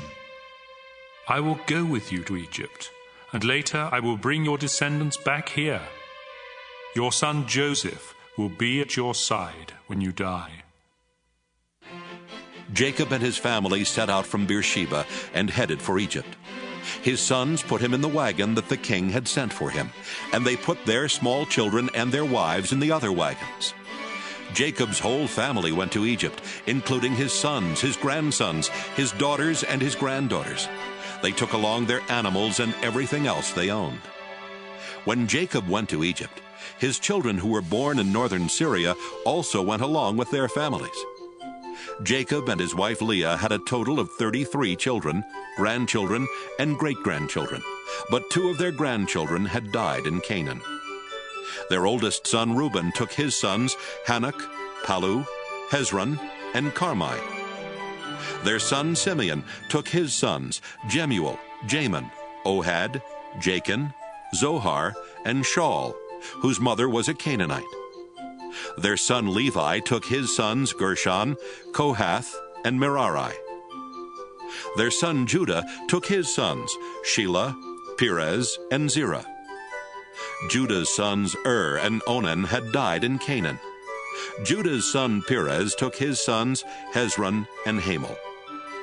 Their son Issachar took his sons Tola, Puvah, Jashub, and Shimron. Their son Zebulun took his sons Sered, Elon, and Jaleel. Their daughter Dinah also went. Jacob and Zilpah, the servant woman Laban had given his daughter Leah, had a total of 16 children, grandchildren, and great-grandchildren.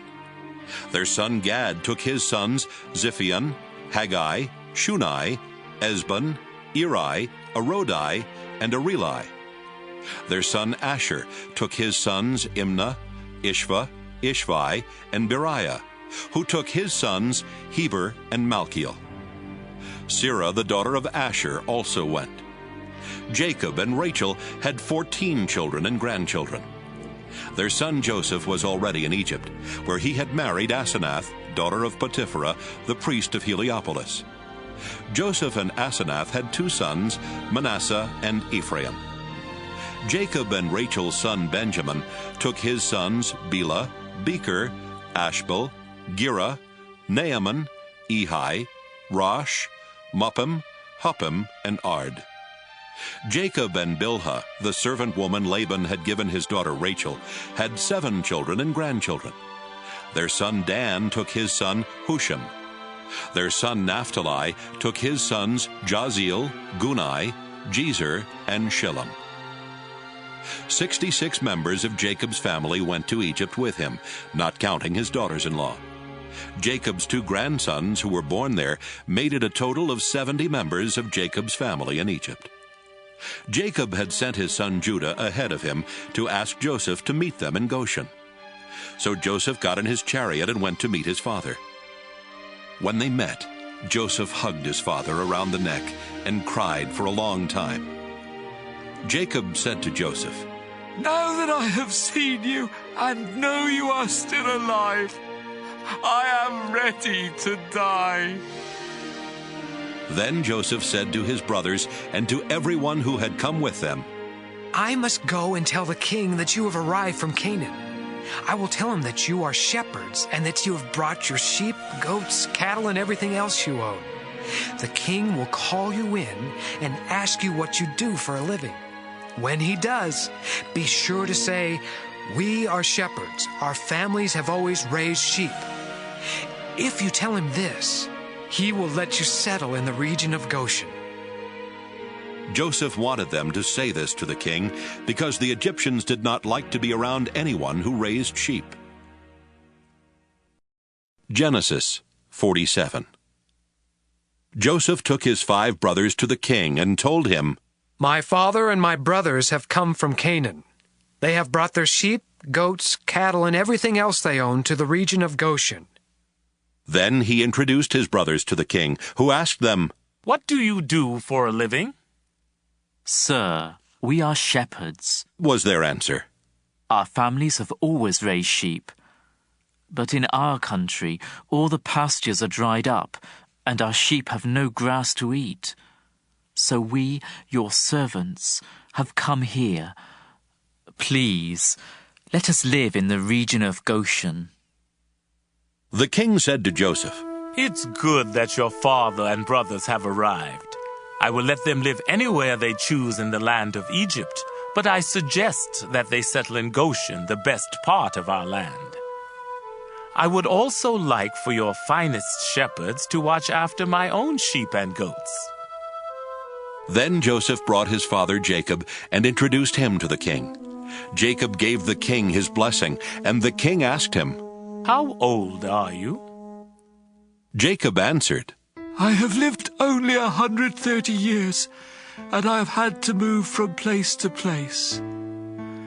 My parents and my grandparents also had to move from place to place, but they lived much longer, and their life was not as hard as mine." Then Jacob gave the king his blessing once again and left. Joseph obeyed the king's orders and gave his father and brothers some of the best land in Egypt near the city of Ramesses. Joseph also provided food for their families. The famine was bad everywhere in Egypt and Canaan, and the people were suffering terribly. So Joseph sold them the grain that had been stored up, and he put the money in the king's treasury. But when everyone had run out of money, the Egyptians came to Joseph and demanded, "Give us more grain! If you don't, we'll soon be dead, because our money's all gone!" "If you don't have any money," Joseph answered, "give me your animals, and I'll let you have some grain." From then on, they brought him their horses and donkeys and their sheep and goats in exchange for grain. Within a year, Joseph had collected every animal in Egypt. Then the people came to him and said, "Sir, there's no way we can hide the truth from you. We are broke, and we don't have any more animals. We have nothing left except ourselves and our land." "Don't let us starve and our land be ruined. If you'll give us grain to eat and seed to plant, we'll sell ourselves and our land to the king. We'll become his slaves." The famine became so severe that Joseph finally bought every piece of land in Egypt for the king and made everyone the king's slaves except the priests. The king gave the priests a regular food allowance, so they did not have to sell their land. Then Joseph said to the people, "You and your land now belong to the king. I am giving you seed to plant, but 1/5 of your crops must go to the king. You can keep the rest as seed or as food for your families."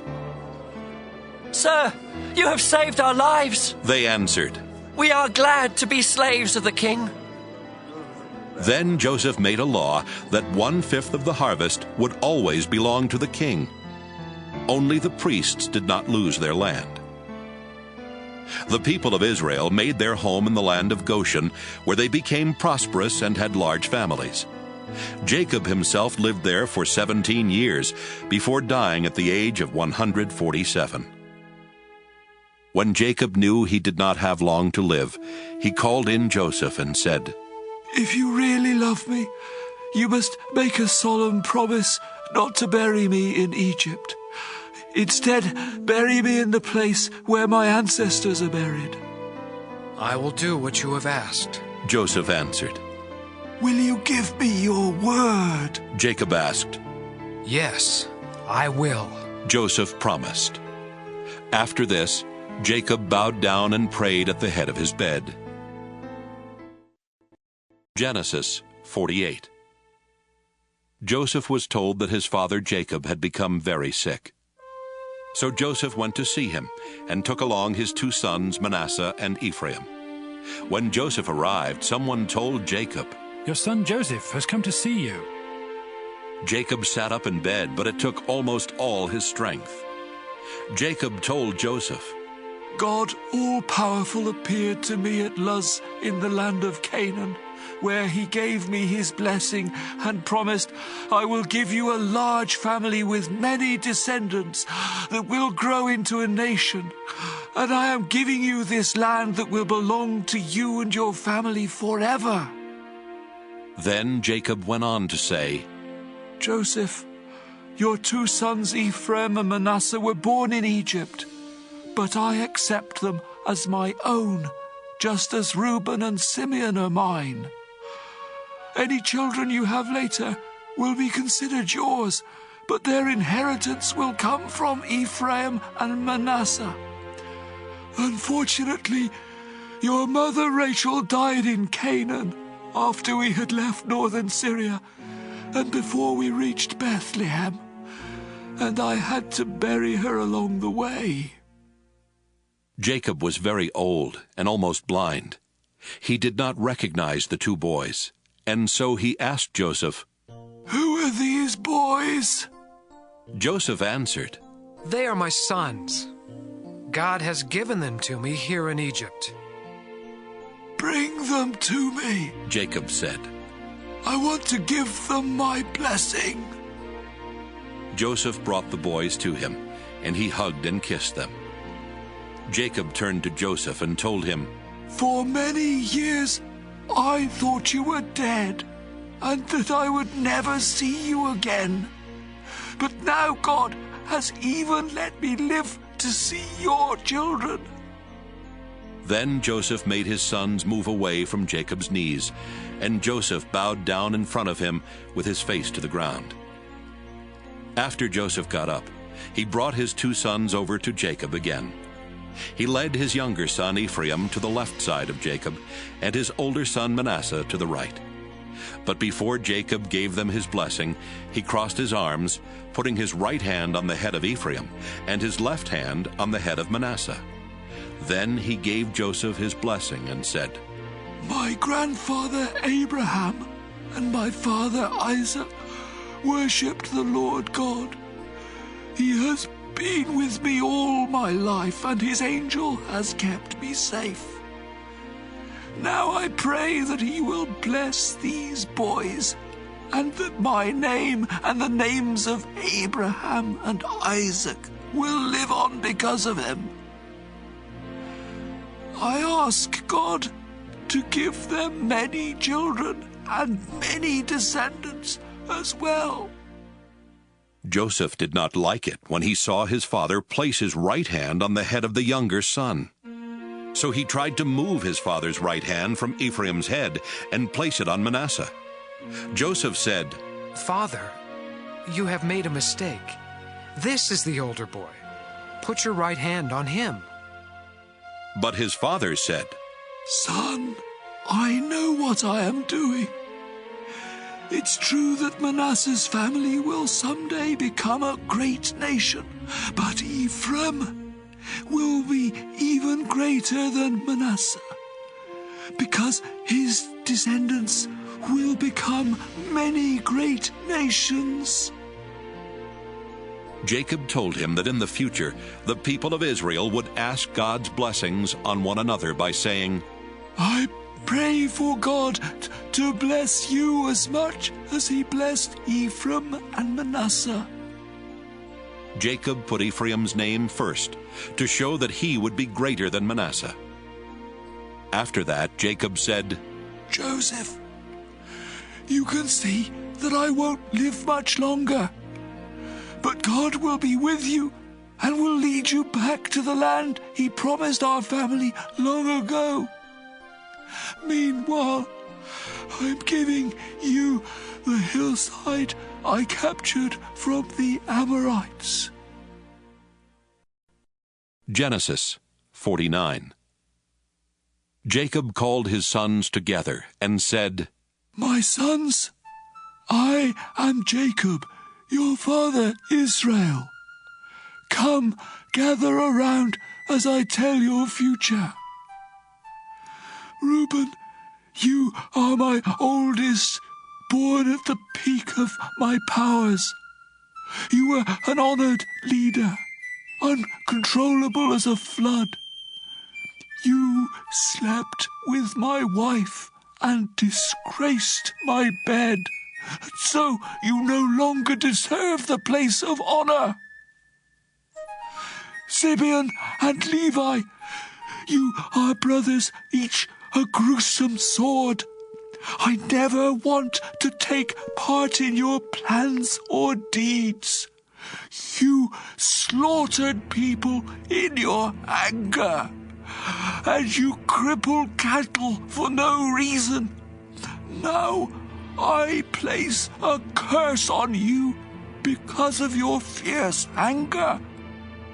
Your descendants will be scattered among the tribes of Israel. Judah, you will be praised by your brothers. They will bow down to you as you defeat your enemies. My son, you are a lion ready to eat your victim.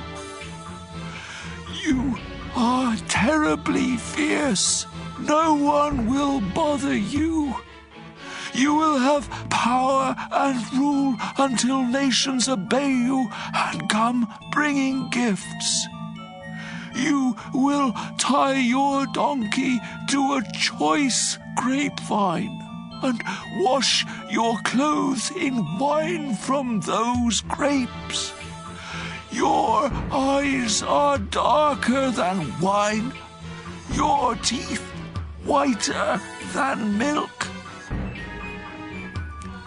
Zebulun, you will settle along the seashore and provide safe harbors as far north as Sidon. Issachar, you are a strong donkey resting in the meadows. You found them so pleasant that you worked too hard and became a slave. Dan, you are the tribe that will bring justice to Israel. You are a snake that bites the heel of a horse, making its rider fall. Our Lord, I am waiting for you to save us. Gad, you will be attacked. Then attack your attackers. Asher, you will eat food fancy enough for a king. Naphtali, you are a wild deer with lovely fawns. Joseph, you are a fruitful vine growing near a stream and climbing a wall. Enemies attacked with arrows, refusing to show mercy. But you stood your ground, swiftly shooting back with the help of Jacob's God, the all-powerful one. His name is the Shepherd, Israel's mighty rock. Your help came from the God your father worshipped, from God all-powerful. God will bless you with rain and streams from the earth. He will bless you with many descendants. My son, the blessings I give are better than the promise of ancient mountains or eternal hills. Joseph, I pray these blessings will come to you because you are the leader of your brothers. Benjamin, you are a fierce wolf, destroying your enemies morning and evening. These are the 12 tribes of Israel. And this is how Jacob gave each of them their proper blessings. Jacob told his sons, Soon I will die, and I want you to bury me in Machpelah cave.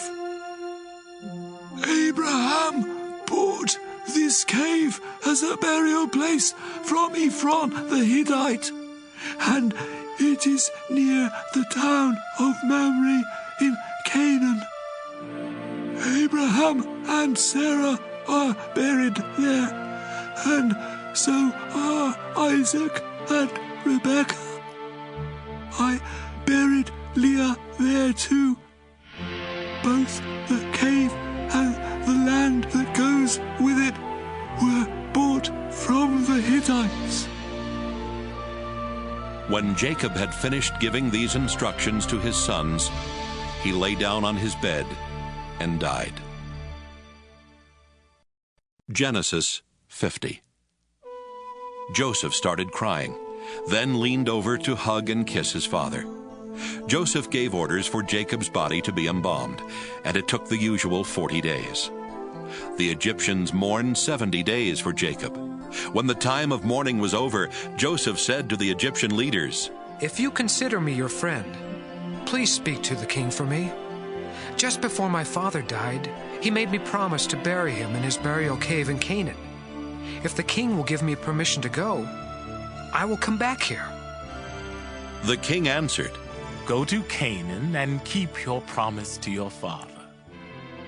When Joseph left Goshen with his brothers, his relatives, and his father's relatives to bury Jacob, many of the king's highest officials and even his military chariots and cavalry went along. The Israelites left behind only their children, their cattle, and their sheep and goats. After crossing the Jordan River and reaching Atad's threshing place, Joseph had everyone mourn and weep 7 days for his father. The Canaanites saw this and said, "The Egyptians are in great sorrow." Then they named the place Egypt in sorrow. So Jacob's sons did just as their father had instructed. They took him to Canaan and buried him in Machpelah cave, the burial place Abraham had bought from Ephron the Hittite. After the funeral, Joseph, his brothers, and everyone else returned to Egypt. After Jacob died, Joseph's brothers said to each other, "What if Joseph still hates us and wants to get even with us for all the cruel things we did to him?" So they sent this message to Joseph. Before our father died, he told us, "You did some cruel and terrible things to Joseph, but you must ask him to forgive you." Now we ask you to please forgive the terrible things we did. After all, we serve the same God that your father worshipped. When Joseph heard this, he started crying. Right then, Joseph's brothers came and bowed down to the ground in front of him and said, "We are your slaves." But Joseph told them, "Don't be afraid. I have no right to change what God has decided. You tried to harm me, but God made it turn out for the best, so that he could save all these people as he is now doing. Don't be afraid. I will take care of you and your children." After Joseph said this, his brothers felt much better. Joseph lived in Egypt with his brothers until he died at the age of 110. Joseph lived long enough to see Ephraim's children and grandchildren. He also lived to see the children of Manasseh's son Machir, and he welcomed them into his family. Before Joseph died, he told his brothers, "I won't live much longer, but God will take care of you and lead you out of Egypt to the land he promised Abraham, Isaac, and Jacob. Now promise me that you will take my body with you when God leads you to that land." So Joseph died in Egypt at the age of 110. His body was embalmed and put in a coffin.